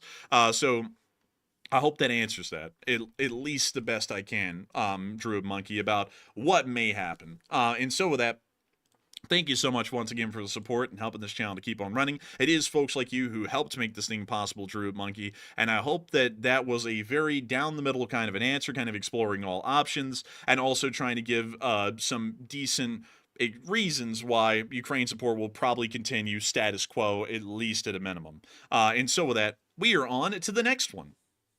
All right, and our next one here goes to Matthew Jenkins, who puts in a $20 donation. And thank you very much, Matthew, for that support. He said, go LSA, and do you know what the large lines are out in the oceans? And are they the edges of the tectonic plates? The large lines out in the oceans, they actually are generally tectonic plates. This is the Pacific plate right here that you're seeing. And it kind of it's kind of this entire area, the northern and southern Pacific. The Atlantic plate is also one as well, and there's also a fault line that travels through California. That's also a part of the Pacific plate. But yes, the giant lines that you see through the ocean are generally the tectonic plates, which is actually pretty cool that you can see them, like right there. That's actually pretty wild. But let me I really don't know how you can see them through all that water, but that's pretty cool. I think it's some sort of like a seismic thing where they like send pulses through the water and they measure what the ocean bed looks like. I think that's how they do it, if I remember correctly. It's not done by satellite. It's actually done by like some sort of a pulse thing. But let me see if I can get the tectonic plate map to show y'all that, so that way y'all can see that it does line up with exactly what y'all are seeing here on the map. So this is the tectonic plates right here. You can see the one going through the middle of the Atlantic right there. Y'all can see it. Y'all can also see the one that divides Europe and Africa a little bit. It's not as pronounced, but it actually is right here near these island chains, and it travels right through here. It's very thin. In some areas, it actually tilts upwards and creates some mountain ranges and islands. So, you know, that's actually a pretty unique little thing. But out here... Wait. Let me see that tectonic plate map again? Right here. Yeah, let's see here. Let's see that Eurasian plate over there. That encompasses Europe and Russia. I was about to say, if Russia's on its own plate, we could just trigger an earthquake and get them out of Europe. Man, get the hell out of here. Man, it would move them like an inch. Like they wouldn't move at all. But still, that if you give them an inch, they'll take a mile, I'll tell you. Man, it's true, man. It's entirely true. But one thing that is cool, though, about the Pacific Plate is how pronounced it is. I think it actually has some of the deepest crevasses, or trenches, as they're called in the oceans, that are created by a plate, and that's why they're so significantly pronounced here on the seismic probes that are shown on Google Earth. Like, look at the depth of that. That is insane. The deepest part is down here in the Marianas Trench, which is somewhere around here, actually. I think it's around Guam. Or wait a minute, no. Actually, I think it's over here. I think it's near the Philippines. But that is a trench right there. Like a massive trench, miles wide, and I think miles and miles deep. I think it's like, let me think. I think it's about as deep as the tallest point on Earth, or even deeper. I'm not entirely sure. But not a lot's made it down there. It's very hard to sustain a submersible at those kinds of depths, or to make one that can survive them. So really no one's ever been down there a lot to explore it. And that's actually the crazy thing. We've explored more of space than we have of the Earth's oceans, which is incredibly interesting, kind of showing how difficult it is to actually be able to study the Earth's oceans. Also, on top of that, there hasn't been that much public interest in the oceans, or at least ocean exploration, to really merit the exploration of the depths. So that's why we don't really know a great deal about them. But still, pretty interesting stuff. But anyways, with that, I hope that does address the question about the tectonic plates fairly well. Good question, by the way, in a very, very interesting one, Matthew Jenkins, because that's a little bit of something we never have talked about on this channel, and I thank you for bringing up a new and unique topic. And so with that, thank you so much once again for support. I hope that does address that incredibly well, and with that, we are on to the next one. All right, and our next super chat here is going to go to none other than Darren Quinn, who's been on the channel for a very long time. And thank you very much, Darren, for that $10 support. He said, I received the Make Russia Small Again tees in record time, a week, all the way to the bottom end of South Australia, and it thanks LSA. And also, Darren, I'm very glad to hear you got it fast. And also, I'm glad to hear that you're happy with the shirt as well, because they've been arriving in mass here in the last couple of days. I'm hearing a lot of positive feedback. So I'm very glad to hear that. And thank you very much for getting a shirt as well. And also to everyone else who got one. But Enforcer, what say you? And I would have to say a big thanks to you so much once again for the support, Darren Quinn, and getting a Make Russia Small Again t-shirt.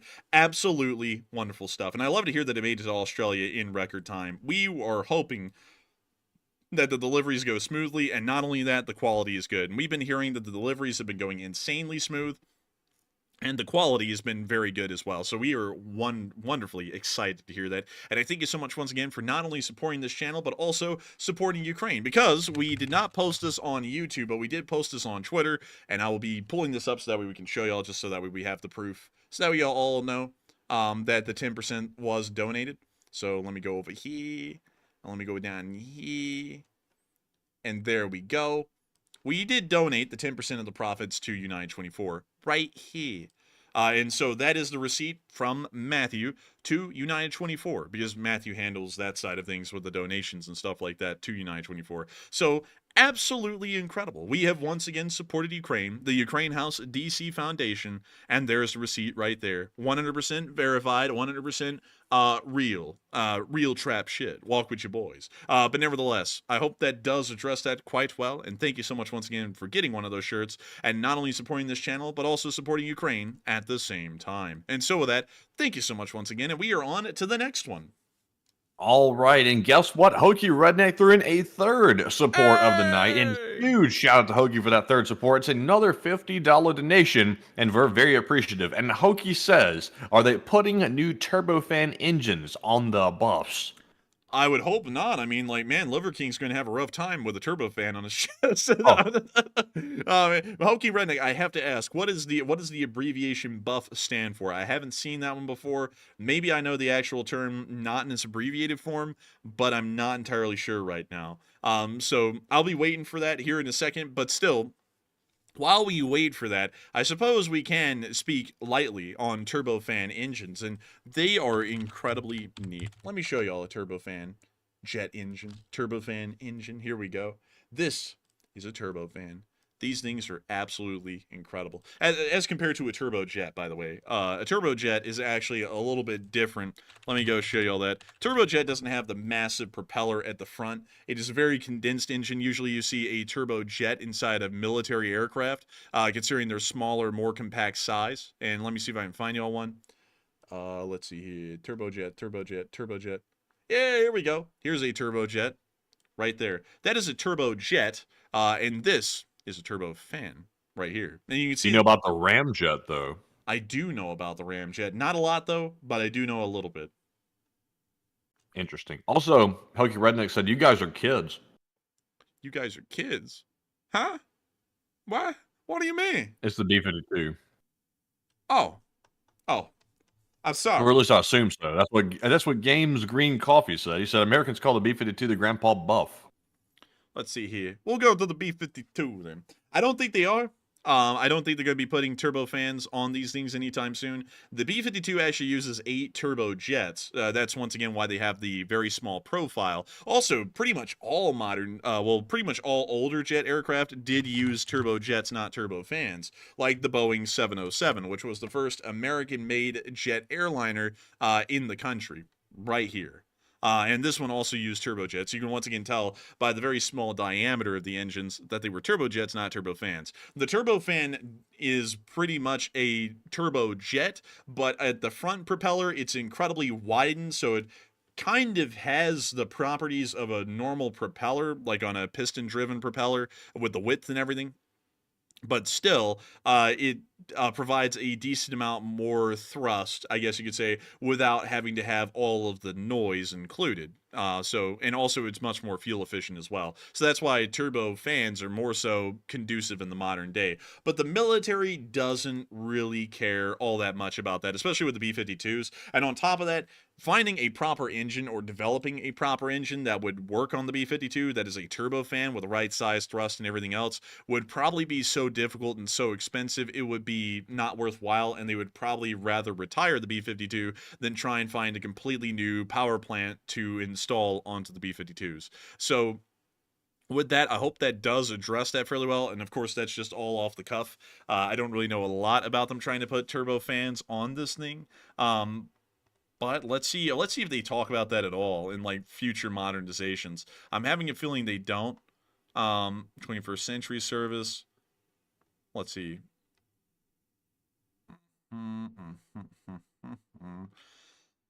Let's see here. See 2024.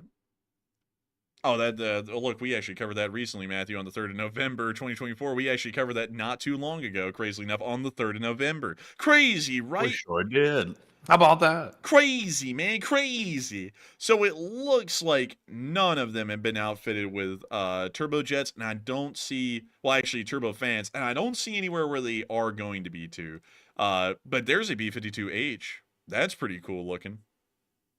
I like the H. I'm not sure what the difference is with the H, but I like it. External pylons.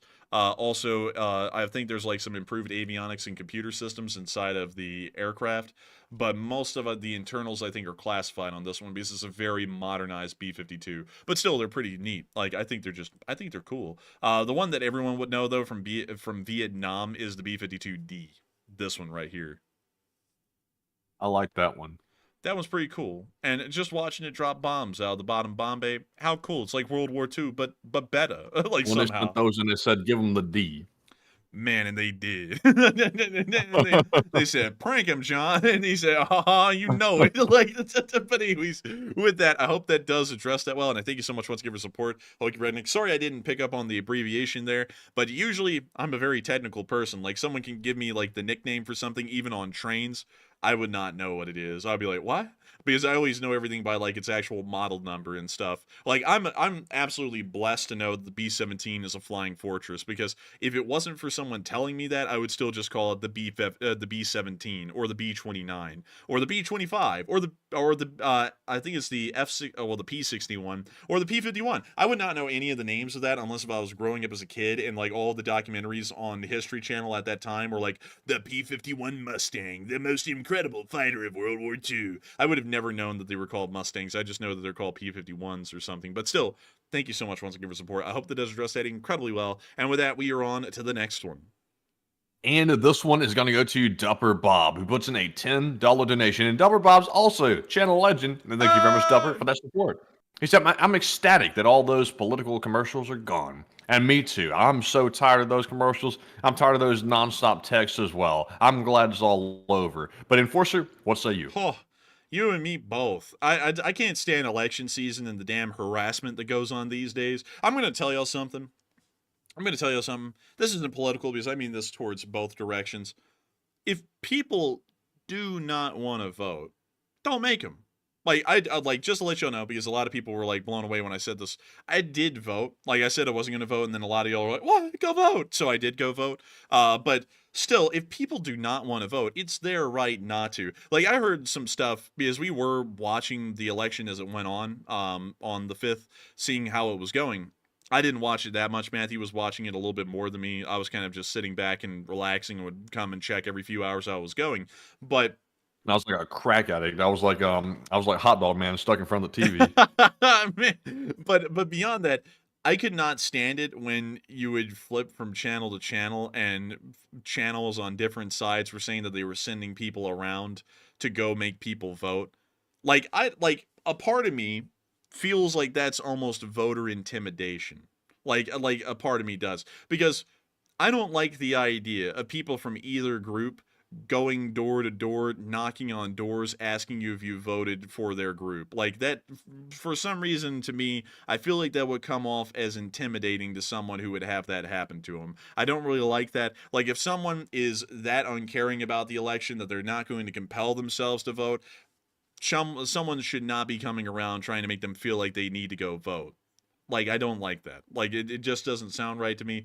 And that was something that was kind of annoying me with this one, is how many people everywhere was like, oh yeah, there's people from literally both sides going around knocking on doors right now, making sure people voted. I'm like, why? Like, if they don't want to vote for you, they don't care enough to vote for you. Don't try and make them feel like they have to.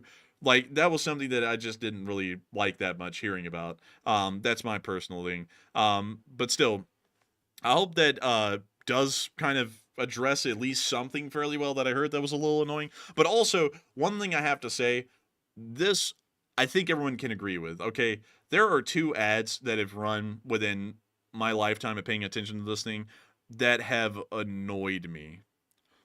The top 50%, the top 1% demand 50% of your wealth. And then like the endless ads on that one, it was crazy, man. Do you remember that? Like, every time you would open up a YouTube video or go on TV, it was those ads, or the Bloomberg ads. It was like the Bloompocalypse. Like, there was like a million of those ads everywhere. Like, not that I'm saying I dislike or like those people. I will be honest with you.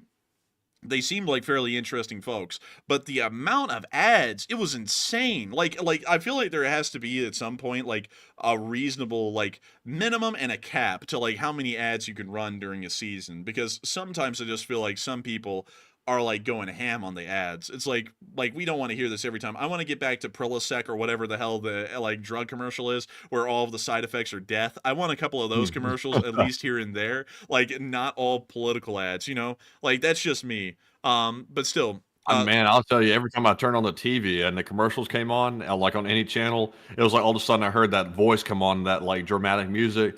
The country is going down the tubes. I was like, oh God, I was like, it's going down. I was like, damn. Every commercial was like that. No matter who the candidate was, it was just the same thing. No matter who it was. I was like, oh my God, man. I'm like, we're in foul shape. I was like, what the hell? Like they literally said like the same damn thing. It's like. It's really, I'm like, there's issues obviously in every country that has to be addressed, but it's not like that bad, like the way these commercials are making it out to be. And they were just like back to back every time the commercials came on. like I like the ones, Matthew, where it's like, do you know if you don't vote, you're gonna die? It's like, what? It's like, dude, this is crazy. And like all of them were like that. Like it was just like slightly different spins, but the end message was, if you don't vote for me, you're going to die because the other people are going to kill you. Like it's like, look, y'all, it's like this isn't that bad. Like I'll be honest with y'all, I feel like that's why we're a lot more relaxed about this than everyone else who is either saying that like democracy is saved or it's all over. Like there's like two different groups out there today. There's like one group who is like well over like in my opinion psychotically joyous about the results, and then there's another side that is like psychotically morbid about the results. Like I'm just gonna be honest with y'all, it was the election, it went the way it did, and that's that. Like we move on, and in 4 years we do it again. And to be entirely honest with y'all, probably not a lot on most people's personal lives is going to change. Like that's how I look at it. That's how it's been my whole life. Like, you know, I've been living. Like some people say we're naive, but I've been living enough and paying attention enough to really be honest with y'all. I haven't seen a lot change in my life, no matter who's in charge, to really be that worried about it. Like that's my take on it. And so when I see I felt like every time a political commercial came on, I was like that, you know, Shaggy from Scooby-Doo in the old cartoons, how his hair would stand like straight up. Man, like pull up the picture of that real quick. Shaggy with the hair standing straight up. Shaggy scared or something like that. Let's see if we can find an image. Need a visual here. Let's see here. Dang, dude, there's a whole bunch of dudes called Shaggy. Like real Shaggy dudes. Scooby-Doo. Is it this one? What the hell? Not really. He wanted Shaggy with hairs up. It's like, yeah. Bro, I did exactly what you asked. I did what you asked, man. Why are you getting on me like this, man? Get off my case. Man, Scooby-Doo behind it, and let's see if it gets a better result. Shaggy with hairs up, Scooby-Doo. That's Skibby. That's Scooby-Doo. There we go. Man. Okay, so these are the results. Let's see. Man, what the hell? They keep showing that cracked out picture of Shaggy, like really messed up or something. Scroll down just a little bit. Bro, I'm curious scared. where this picture went now. They don't have the picture anywhere. What the hell, man? It's like literally the most iconic picture of like Shaggy with his hair standing up. Anyway, y'all get the point. Also, what the?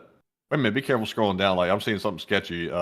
Scroll up. Quick. Hang on. Hold up. Are you talking about the one over here on the left? I don't. Well, I'm not sure what's going on. I can barely see it. But Okay, something sketchy with that. You're not going to believe this. That was actually a real movie that came out. It was the Scooby-Doo movie. Oh, really? Yeah, it was a live action movie. I kid you not, that's actually how Velma was dressed in that movie. Like, I saw the movie, like, way back in the day, like, when we were kids, and I was like, this is so close to being to where you have to have an age verification here in Alabama to watch this movie. I was like, this doesn't really seem like it's a PG-13 movie. You know what I mean? Also, I think Shaggy was a stoner. No shit. Like, dude, how long did it take you to figure that one out, man? I just realized that, you know, he's a little bit, that's Fred. No, that's Shaggy with blonde hair. Man, somebody's simping in the chat over Velma. I'm going to call him out. Vincent Velatario's in here simping. He said, Velma looking fine. Man, dude, he's rubbing his hands together going, Velma looking fine. It's like, man, it's like, I don't know about that one, man. I don't know. But what is this? Man, that's what happened when Shaggy went to Hustlers University. Oh no. No. He learned to get on that grind. Dude, he just got done getting out of Hustlers University, and he's walking out of the diner after eating a lunchly. He's Sigma with the skibbity toilet Gat Riz or whatever, like, oh. But let's see here, dude. Let's see, what else do we have? I'm gonna move it over really quickly and then find it and then bring it back just in case, just in case. Okay, I'm not gonna lie, man. There's a lot of cursed crap. I'm lucky I moved this over. Like, it's not where we couldn't show it, but it's cursed, if you know what I mean. It's it's cursed. Yeah, really cursed. Yeah. Oh, it's getting worse. Like, the further I scroll down, the worse it gets. Yeah, we're going to just leave that there and not return to that on air. But still, with that, I hope that does address that well. And I also thank you so much once again for the support, Dupper Bob, and helping this channel to keep on running, and also throwing in that comment, because I 100% believe that that is true. I'm glad the ads are over, and now we just have to survive. Well, survive, that sounds like kind of a little, like, dramatic. Now we live for the next 3 years until it comes around again for just about a whole year again, and then we go through it again. And that'll be great. I always love it, though, Matthew, at the beginning. Like, you have, like, all of the ads, like, because there will be, like, 8 candidates for each party, and then as time goes by, it goes from, like, 16 different ads on TV to, like, 8, and then, like, 6, and then 4, and then only 2. And then it goes down to none. Like, you get, like, so much variety at the start to just get down to 2 and then nothing. And also, right at the last minute, too, they start bombarding people with, like, if you want to get $5 more, just $5 more, just if you need $2 more, just anything. Like someone on, like, a wild bender or something like that. It's like, it was like, why are we blitzing the donations here the last second, like, literally on, like, the day before the election? And what's the accomplished goal here? Like, you don't have enough time to run ads, really, so where's the money gonna go? Who knows? Like, I think I know the question, the answer to that question, but still. It's like Hot Dog Man on a bad day. Just $5 more. $5 more. Aw, man, I need another 5. I need to make a hit piece on the enforcers. Oh, dude. Oh, man, did you see the last one he put in the comments? Look, maybe I didn't go about this the right way over the past 3 years. It's like, yeah, like doxing us and threatening to, like, beat us and, like, kill us and stuff. Yeah, maybe not the right way. It's like, maybe not. Maybe, who's to judge? Sometimes in the heart of passion, some people just threaten to dox and kill other people, I guess. I don't know, but I guess he's got a point. It's like, what the hell is the point he's getting at? And then he lost another 100 down the drain. Rest in pieces. Oh man, another hundo. There goes another hundo.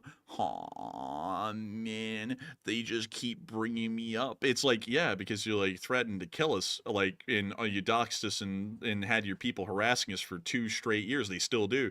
And it's like, yeah, you're generally a kind of a person no one forgets, It's like, that's how it works. But anyways, I hope that does address that well. And also, let's see, Portofel Pielli said, I get the Enforcer live. Or is this the most trippy dream ever? No, you're live. Like, you're on air right now. And I just read your chat off on air. So welcome to the live. You were here on a live stream. So welcome on in to the living LSA. We'll do it live. Man, we'll do it live. Man, that guy had energy, though, man. I respected him for that. Like, there was that kind of energy that makes you think, I'm going to quit my job. I can't stand this asshole. That kind of energy, but I still respect it. But anyways, I hope that does address that fairly well, at least the best I can. Thank you once again for the support, Dapper Bob. And with that, we are on to the next one. All right, so our next one here is going to go to none other than Hokey Redneck, who puts in a $20 donation. And thank you very much, Hokey, once again for that support. He puts in another 20. We appreciate it. Hokey says, do you know what the Fat Army is? Wait, Fat Army or Fat Amy? No, I don't. I tried to pull it up really quickly. I don't think so. It could be Amy. It could be Amy. Fat Amy might be really fat, but nothing is fatter than Rosie O'Donnell. Like, it's but still, I don't know what that is, actually, Hokey Redneck. To be entirely honest with you, all jokes aside, I do not know what that is. So I thank you so much for the support and helping this channel to keep on running, because if it wasn't for folks like you, we wouldn't be able to make this thing possible. But I don't know what Fat Amy is. And so with that, thank you so much once again for support. I hope that does address that fairly well. And with that, we are on to the next one. All right. And also, I see people saying the F-35B is Fat Amy. I didn't know that. I did not know that. I don't know why they call it that either, because that's kind of an interesting name. Man, I just got done telling the Hokey Redneck I don't know nicknames of aircraft. He's like, hey, got him. And then he starts asking me nicknames. It's like, man, I will never know them. Like I know F-35A, F-35B, F-35C. I know the name for the F-35I Adir, but that's only because it's a part of the actual variant of the plane's name. So There will never be an F-35Z ever. no, like, no, man, it's gonna be phased out before they make it to the sea. But man, some planes are getting on up there at this point. Like in F-16, like I think we have an H at this point. It's like, damn. It's like, maybe we should start, like, updating. Well, we are, like, with the F-35. But it's like, man, maybe we should start updating. I don't think the F-14 even made it past the D variant. I think it went straight to the F-18 after the F-14D, I think. But, yeah, that was like, They dang. didn't want to give them the D. No, man, they gave him the D, and then they said perfection. Moving on. And then they moved on to the F-18. But still, I hope that does address that fairly well, Hokey Redneck. I thank you for the support. But you are asking questions on nicknames. I know nothing about nicknames. You're actually teaching me a lot with the nickname side of things tonight. And so, thank you so much once again for support. And with that, we are on to the next one.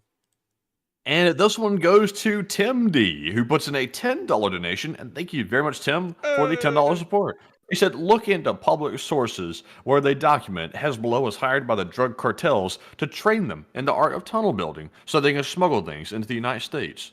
I actually have heard about that before. Interestingly enough, a lot of the underworld organizations kind of all like mingle with each other. There's kind of like a community going on there.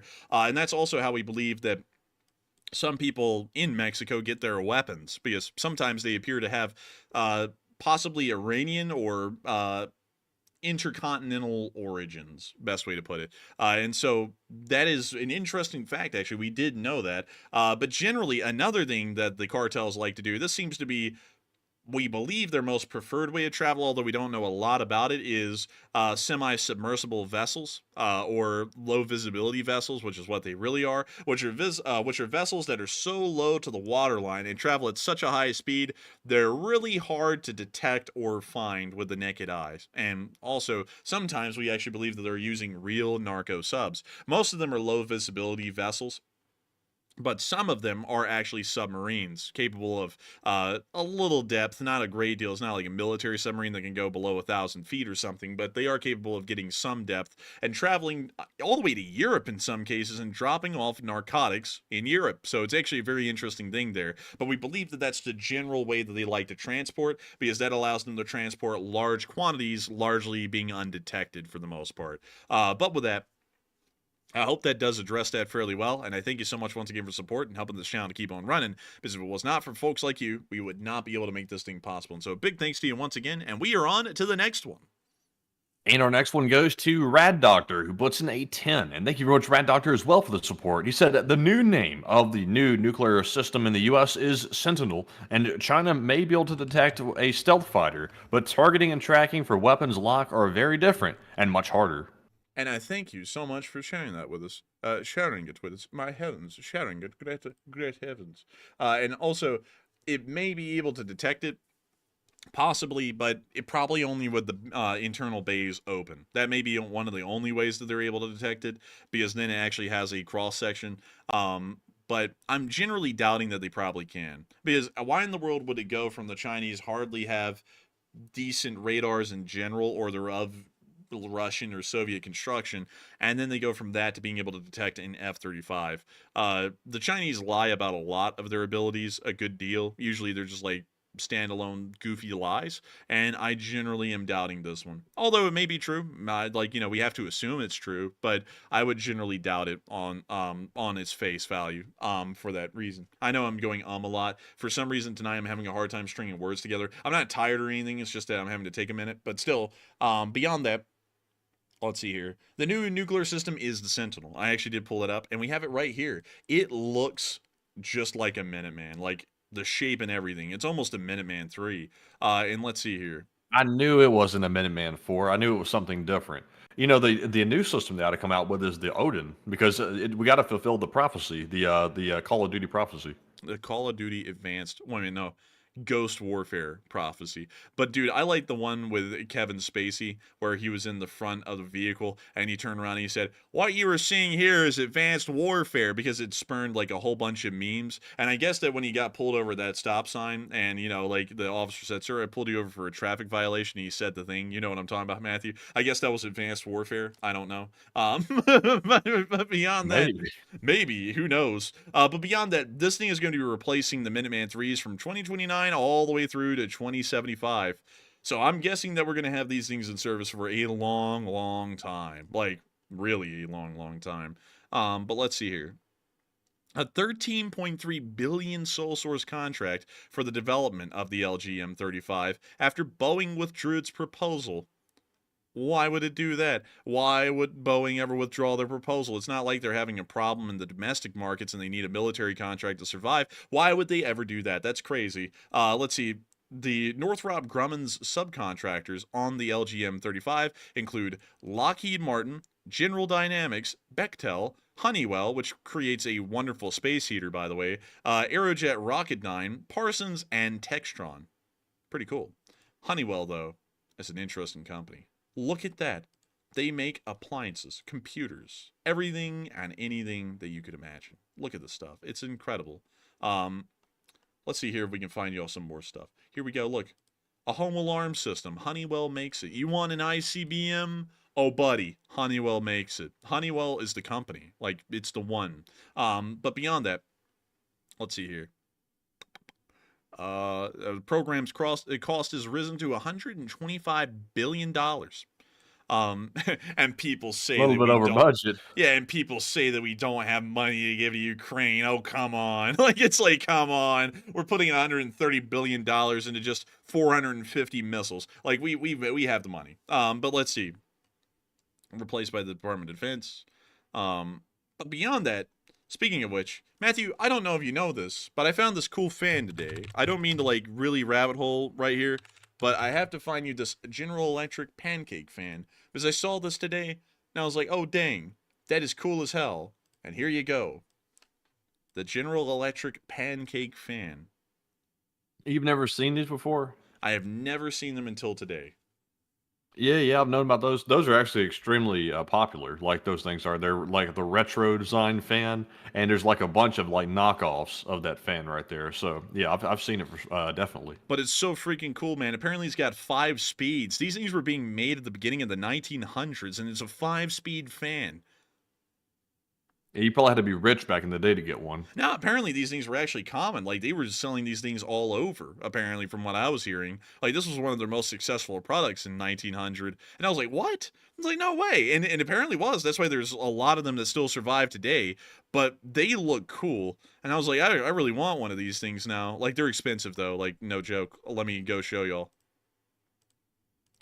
A real one. Like, $925, $800. Like, they're really expensive. That's ridiculous, man. That's ridiculous. You could go get a Dyson for that. Yeah, I know. But they are cool looking, though. Like, that is one thing that I don't think anyone can deny. They are incredibly cool. They're But cool, but I'd rather pay to have that Dyson guy talking about the air has no buffeting. yeah, and then the Dyson's filters wear out, and then it's just bitching for like a year. Beep, beep, replace my filters. It's like, no. And I had to break down and buy the filter today because I was tired of the thing screaming at me every day. That when I turned it on, going meep meep meep meep, I was like, oh my god. And I was like, how much are the filters? Oh my god. I was like, the filters. But I had to get one. You only have to replace them once a year, so I guess it's worth it. But damn, man, they really get you on those filters. Man, that's why I don't like them for that reason, man. I feel like the filters are just like a gimmick, really, because it's like air filtration. It's like air conditioners kind of do that a little bit already. It's like, what's the point of having a Dyson do it? It's like It's like, I just want air. I don't really want the air filtered too. Like, it's not like I'm living in a survival bunker here. I'm using a freaking Dyson. Like, it's like, I just want air. And like, in smooth air. And I think the whole thing with the filters is just so that way you're constantly having to buy those things. So that way they make Well, it's a reoccurring real profit. HEPA filter. It's a real HEPA, and the filters for the air conditioners are not HEPA, so it's not getting the like tiny particles. It's just getting the larger stuff in the air conditioner. Yeah, yeah. But still, I think they're shaking people down. Like, I'll be entirely honestly. To me, it feels like a shakedown with the price of those filters. But anyways, with that, I hope that does address that fairly well. That's just my opinion on that. And with that, we are on to the next one. And the next ones here go to Robert Johnson, who puts in a 5, along with Maxim Avrukin, and as well as Tim D, who also puts in another 5. And huge shout out to all three of you, Robert, Maxim, and Tim, for that generous support. And we also have a $5 super chat from Mark Macasly, or excuse me, Macklesky. Excuse me, Mark. McCallsky. And he put in a 5.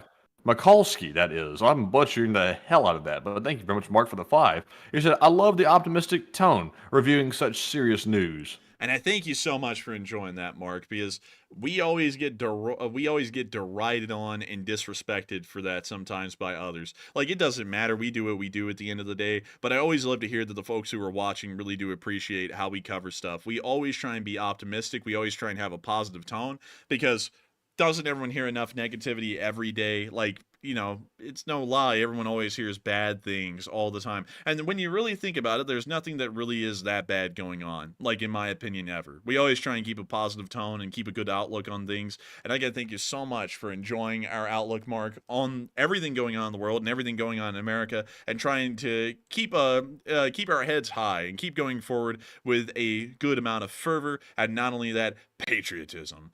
Because there ain't nothing like the United States, never has been, never will be. Not to disrespect any of our European allies, though, and allies across the seas. Y'all are incredibly interesting, unique in your own ways, and there will never be a country like any country in the West ever again. But I do respect America because I'm from America, and it's a very special place. Also, not only that, we were looking at Dallas today. We were looking in Dallas for no reason, but did y'all know that Dallas actually has an entire, like, fleshed out transport system? I didn't know. Like, I thought that you just drove everywhere, because everyone in Dallas always goes, oh, the interstates, they're 20 lanes wide and the traffic's insane. And, like, I always thought there was no transport out there. They have it. They have trains. Like, I was blown away. They have the DART, and they have, like, I think it's called Trinity Rail Express or something like that. But it's a whole transport system on the rails. Like, I was blown away. Like, look at this one. This is the West End station. This one's a DART station. But they have this little thing called the DART. It's, like, better than the MARTA. Like, the MARTA's, like, they smell like piss. Like, I remember being on them as a kid. Like, don't go on the MARTA, you'll get shivved. But the DARTs look cool. Like, I don't know if they're that cool. I like the darts a lot. You know something interesting, Enforcers? I was actually there looking at the dart on both Saturday and Sunday. There's something very interesting for everybody to know on the stream, because we didn't even announce this because we try to keep OPSEC a little bit. I was actually in Dallas on Saturday and Sunday on business. And I actually got on the stream every single night as well, and luckily there was no connection issues at all. So I was able to get on the stream like there was no difference whatsoever. But I was actually in Dallas the whole time, strictly there on business. And then I had to leave shortly after that. It was only like a day-long thing. It was like literally showing up, tending to business, and then getting out. So very interesting. But yeah, I was actually looking around and I saw that little train on the way to a different place in Dallas. So it was very, very cool. Interesting. I see a lot of people saying that this station in particular is the worst, literally this one for some reason that we dropped on, because everyone around there is doing aw man, or doing you know, the fine Peruvian blow, or they are a lady of the night. So it seems as though that station may not be the best one. But it is near the Union Station, Dallas Union Station, which is right here, and that has a connection to Trinity Rail Express right there. Really cool. I like those. And also the Texas Eagle, which also goes through. Pretty cool. Pretty cool. That's the Texas Eagle. And also the DART. You can see the DART right over there with its yellow livery. Pretty cool. Pretty neat. Like, overall. Ooh! Is that a Jeep? Let me know, folks. Is that a Jeep? It looks like one to me. Or it may be, it's not a U-boat. It's like a Jeep or something. If it is, that's whack. I've never seen one before. So that would be pretty cool to know that that is one. So, anyways, with that, I hope that does address that fairly well. Oh, look at that, man. Look at that one. This one's going cab backwards. So the driver is right there. That's very cool. Cab backwards. Or that one might be... No, that one's coming in because the headlights are on. So, yeah, this one's coming in cab backwards. Pretty neat. And dang, look at that. Dude, this would be a station to be at right here for train spotting, and then the cops show up and they're like, what are you doing here? Why are you standing here filming this? Like, oh, you can't be around the railroads. That, like, dude, I've been watching, like, the rail fan people. They get, like, almost nearly arrested every single time. I don't know what it is, man, but they attract the cops. Like, they're just standing by the rails, and the cops show up. They're like, what are you doing, buddy? What are you doing filming the trains, huh? You can't film trains. Like, you have First Amendment rights everywhere except for around trains, you bastard. Like, it's like, what's your problem? It's like, they're just filming trains. Leave the people alone. They're just having a fun time out here, standing around for hours doing nothing but waiting for one train to pass by. Like, they have a life. They're having fun. But anyways, with that, I hope that does address that fairly well. I thank you so much once again for the support, folks, and thank you so much once again for enjoying our optimism mark. And with that, we are on to the next one. All right, and this one goes to Nelson Antennas, who puts in a 5. He said, "Can we pray for Hot Dog Man? He's stroking out today." I've heard apparently he is, and now he's made it his concerted legacy to completely drop Ukraine. He was such a supporter of Ukraine that now that the election results came in, he's just going to drop it forever, apparently. Which is nice to hear. Always love to know that he was really that big into Western and American interests to do such a proud and patriotic thing. Really an upstanding member of our nation. But beyond that, prayers are wasted on that person. I believe they have no soul. But with that, I hope that does address that well, and I thank you so much once again for supporting Nelson and helping this channel to keep on running. And with that, we are on to the next one. And this one goes to Elka Sir, who puts in a 5 and says, "Today's booms are the huge headlines, a 9 on the billiard scale, and may your leadership guide us to a bright future." And thank you so much for the support, Elka, sir. And I agree. The explosions were massive, and hopefully we will see that the next 4 years are status quo, hopefully better, hopefully, most certainly, hopefully not worse. Like, people don't get this. Let me explain this. Because I know some people are going to be like, oh my God, he's political now. No, because if the alternative was elected, I'd be saying the same thing, because y'all know why. Like, here's the crazy thing, right? Like, hear me out. I live here. Like, I'm in America. Like, about half of all of y'all are. So, I'm not really wishing for the country to do badly, regardless who wins, because that comes back on me. So, regardless of who's elected, I just wanted to do good because I'm here. Like, I'm on the ship. I don't want the ship I'm on to sink, right? So, regardless of who was going to be elected, I'm going to be hoping that they make things better, or at least keep it status quo. Because the status quo as it is, it's not great, but it's not incredibly terrible either, and hopefully it can improve. So that's my general take. Like, I know a lot of people don't get that, but I generally don't wish for the ship I'm on to sink, because I'm here, and there's no way to get off the ship. So, with that, I hope that does address that statement fairly well before someone comes jumping down my throat saying something about that. But still, thank you so much once again for support. I hope that does address that well. And we are on to the next one. And this one goes to Boy, who puts in a 2. And thank you very much for that support. And he says, "Baching." Bing chilling. But still, thank you for the support and helping this channel to keep on running, because if it wasn't for folks like you, we wouldn't be able to be here right now, and we would not be able to make this thing possible. And so with that, thank you so much once again. I hope that does address that incredibly well. And with that, we are on to the next one. And our next super chat is going to go to Alex. And thank you, Alex, for $2 support. I just saw can't get right saying the live chat. Can you do the last section of the stream as David Attenborough? I can't do David, but I can do British. Thanks, Kant. Can't. That I was said can't. oh my goodness. Like, someone clip that. Thanks, can't. But anyways, You did it again. Oh my God. I said K-I-N-T, governor. Anyways, moving on here to Alex's super chat. He says LGM-35A Sentinel replace Minuteman 3 as of 2029. I realised that sounded very unfortunate after I said it. And I said, "Oh damn!" I said, Oh my god. "Not too bad, not too shabby, but it's cant. It's not, the other." Oh my god. He's even laughing at it. Oh my god. Dude, Oy vey. that was such a funny mess up, man. That was one of the funniest ones I've heard because you said that like the damn guy from The Boys, like the guy who dresses Billy Butcher. Like, Really, yeah.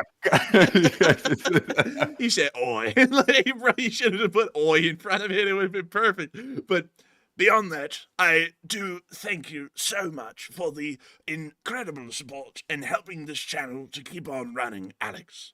And I would have to agree with you, the LGM-35A Sentinel is going to be the replacement of the Minuteman III. And I thank you so much for the support and helping this channel to keep on running. Because if it was not for folks like you who helped make this thing possible, we would not be able to make this thing a reality and keep the channel running. And so with that, thank you so much once again. And with that, we are on to the next one. And also, bro, I'll say in it, the observer said that put a smile on my face, Matt. I needed that. I'm glad they put a smile on your face. I'm glad to hear it. Thank you very much. I'm like waffling between a British voice or an Irish one. I'm getting the Conor McGregor and also the Brummy going at the same time. You got to do Conor McGregor right. I love my wife. I'm loyal to her. And then as soon as he goes to the nightclub, hey, woman. Oh my god! Did you see that clip? Did someone say there's some blow? Is there some blow over there? No, better yet. She had a hot broad. As soon as he goes into a nightclub, wife beside him. Did you see that clip? No, but it'll do freaking nothing. Oh my gosh, dude, there was a terrible clip that came out, man. His wife and him went to like a nightclub or something to celebrate, and he forgot his wife was right beside him, and he started getting all up on this other woman who was dancing, and she just like politely pulled him, like the wife did, by the arm. And then he turned around and you could see that he realized that he was there with his wife and then stopped. I was like, oh, that's terrible. I was like, oh, come on. I was like, that's horrendous. Listen, bro, in it. It's not the only thing he's ever done, Governor. I think he laid out a haymaker on the old man in the bar not too long ago. He said, "You don't like my Irish beer?" He said, "Oh, ping," and he just like absolutely like knocked the hell out of somebody in a bar. Like, if I'm not mistaken, I believe it was in Ireland. He did something. He got in some really, really bad press, bad trouble for decking some old man, if I recall correctly. I think he did, if I remember right. But dude, remember the crossover though? Like, not getting into British politics though, but this is like the crossover here. When he was getting interviewed on TV and Jacob Rees-Mogg was like wandering around behind him somewhere into a hotel. You remember that? Yeah, I do remember that. Dude. Also, it's confirmed, by the way. Apparently, from what I see on the internet, it looked like he punched an elderly man after he turned down a shot, I think it says here. At least that's what it says in the article I'm reading. You get drunk or you get your ass beat. Like, that's the rule. That's the rule. But beyond that, man, dude, that was crazy, though. That was like the crossover of the century. Because y'all don't know who Jacob Rees-Mogg is. Like, not to get into British politics, but to explain the person so that we all get why I'm saying it's a crossover.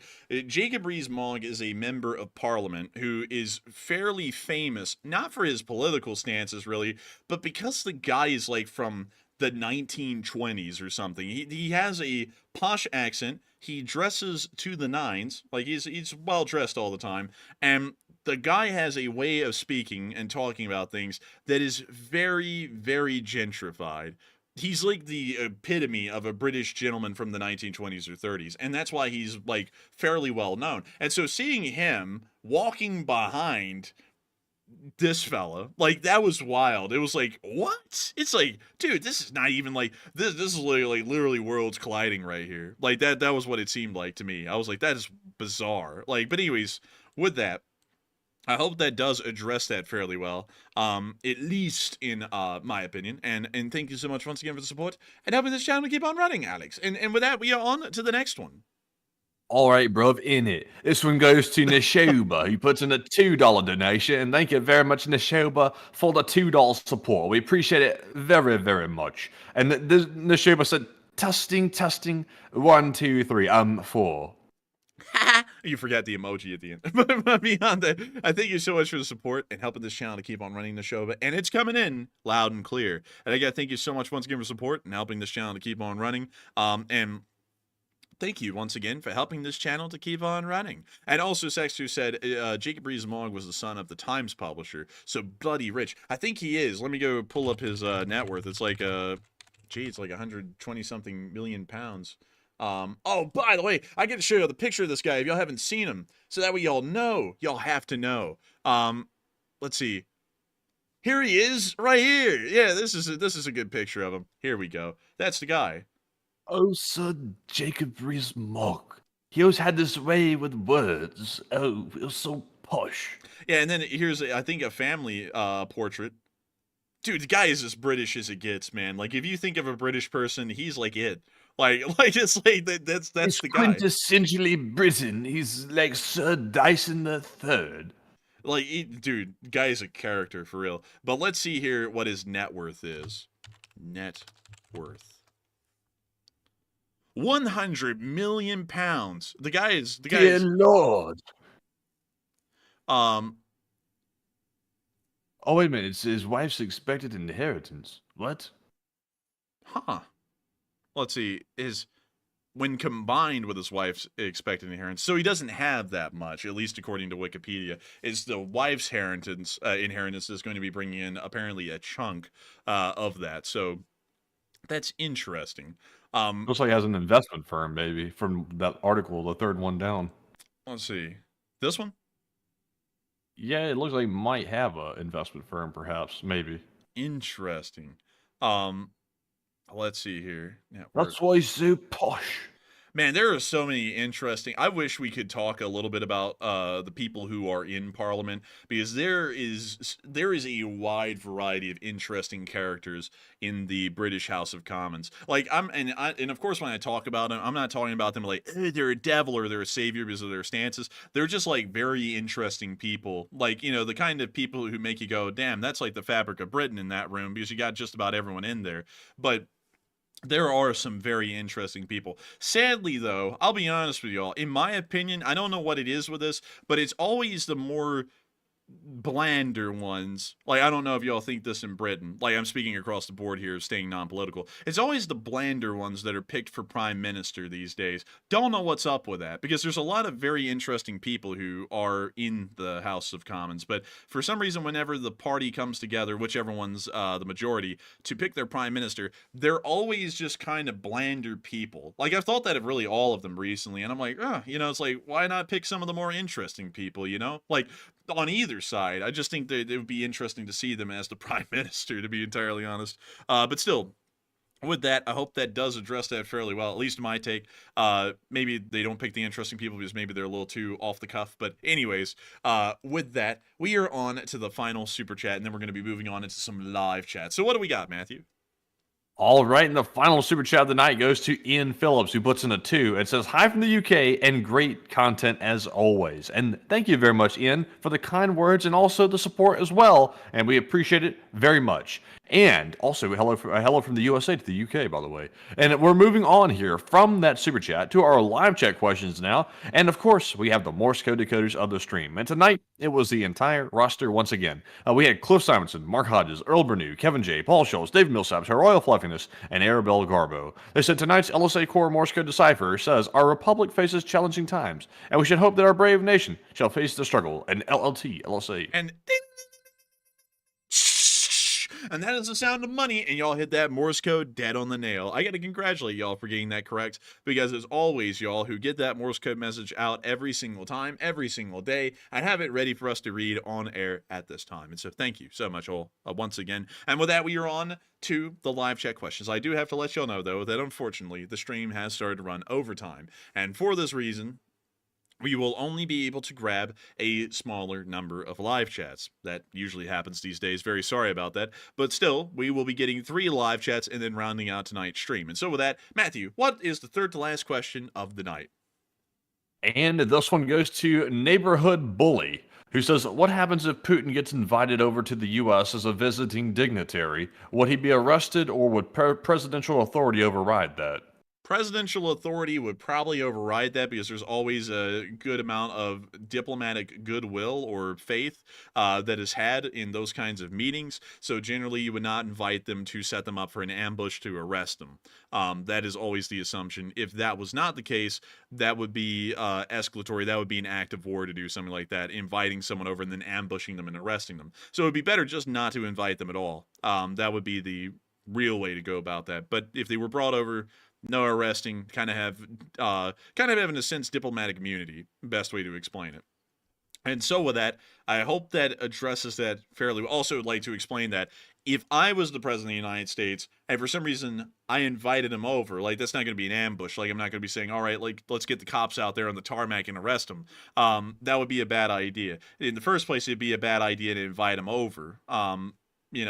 Much less to invite him over and then try and arrest him. So he wouldn't even get over here if I was president. I wouldn't invite him in the current conditions and situation. But still, if he was invited, generally bad form to arrest someone that you invited over. That's why whenever he goes anywhere right now, he's not being arrested because he's being invited by the host country. It's bad form to invite someone and arrest him. It's diplomatic bad faith. And with that, I hope that does address that fairly well. And we are on to the second to last question of the night. And this one goes to Deliberately Average, who says, what does Putin stand to gain by continuing the war in Ukraine? Putin stands to gain eventual victory. That's largely what he's hoping at this point by just keeping the grinder going, is that eventually the Ukrainians will be ground to a nub without foreign support, and that he'll be able to win, and he'll be able to ensure that Ukraine does not join NATO or that Ukraine is absorbed in some way into a Russian bloc. That's largely what he has to win going on in the war, and if he loses that opportunity, which is a defeat for the Russians, considering that right now that's their current war goals, is to bring the Ukrainians into the Russian bloc and make sure that they do not join NATO. And so with that, I hope that does address that the best I can, and with that, we are on to the final question of the night. And so, who was like the last person who threw in the lucky last question of the night? Well, actually, before we get to that, let's get to this first super chat from Can't Get Right. And it can't get right. It's can't, by the way. And he puts in a $10 donation. He says, here's $10 for the David Attenborough fiasco. LOL, and thanks for the laugh. And also, Kent, that is your first ever super chat on the live stream, and we appreciate that. And also, sorry about the mix-up, because I was doing my best British accent, and it came out a little bit too British, if you know what I mean. But thank you very much. And Enforcer, what say you? Man, you went straight from trying to be a British aristocrat to a football hooligan. Like, immediately. But still. And we're a street governor. Man, you said, oi, thank you. And then said the other one, it's like, oh.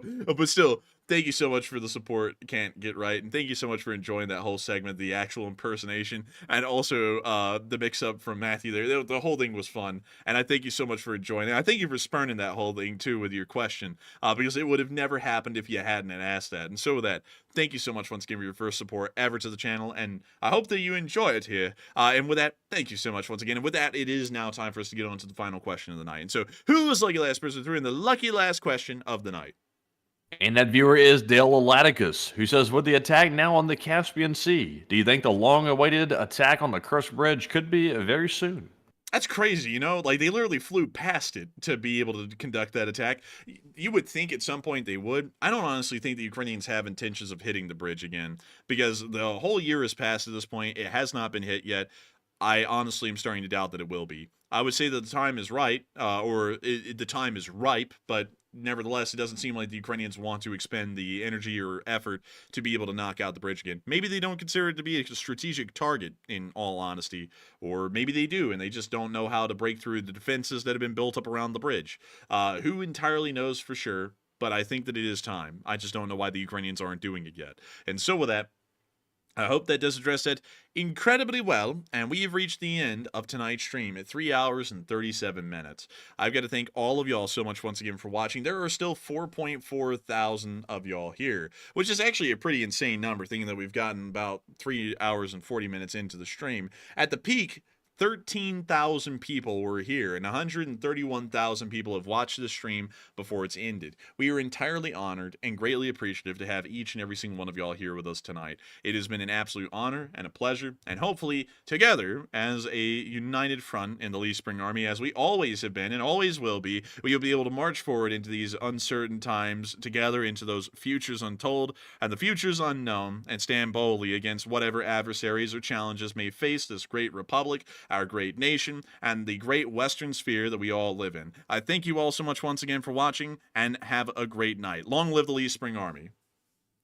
And with that, folks, thank you once again for another great stream tonight. Like the Enforcer said, crazy viewership tonight. And also, thank you all for smashing the like button. We're up to 3,400 likes, and we appreciate that very much. But of course, we'll see you all tomorrow on the Short War Summary if there's enough news to cover. And I believe tomorrow is my Short War Summary day, so if there is news, you'll be hearing from me midday. And also, be sure to join us again for another War News stream tomorrow at 10 p.m. Eastern. And of course, the Daylight Savings Time is kicked in, so for some people, you will be seeing that we're on about an hour earlier. So just a heads up on that. But once again, Slav Ukraine, Hiram Slava, get some rest, and good night.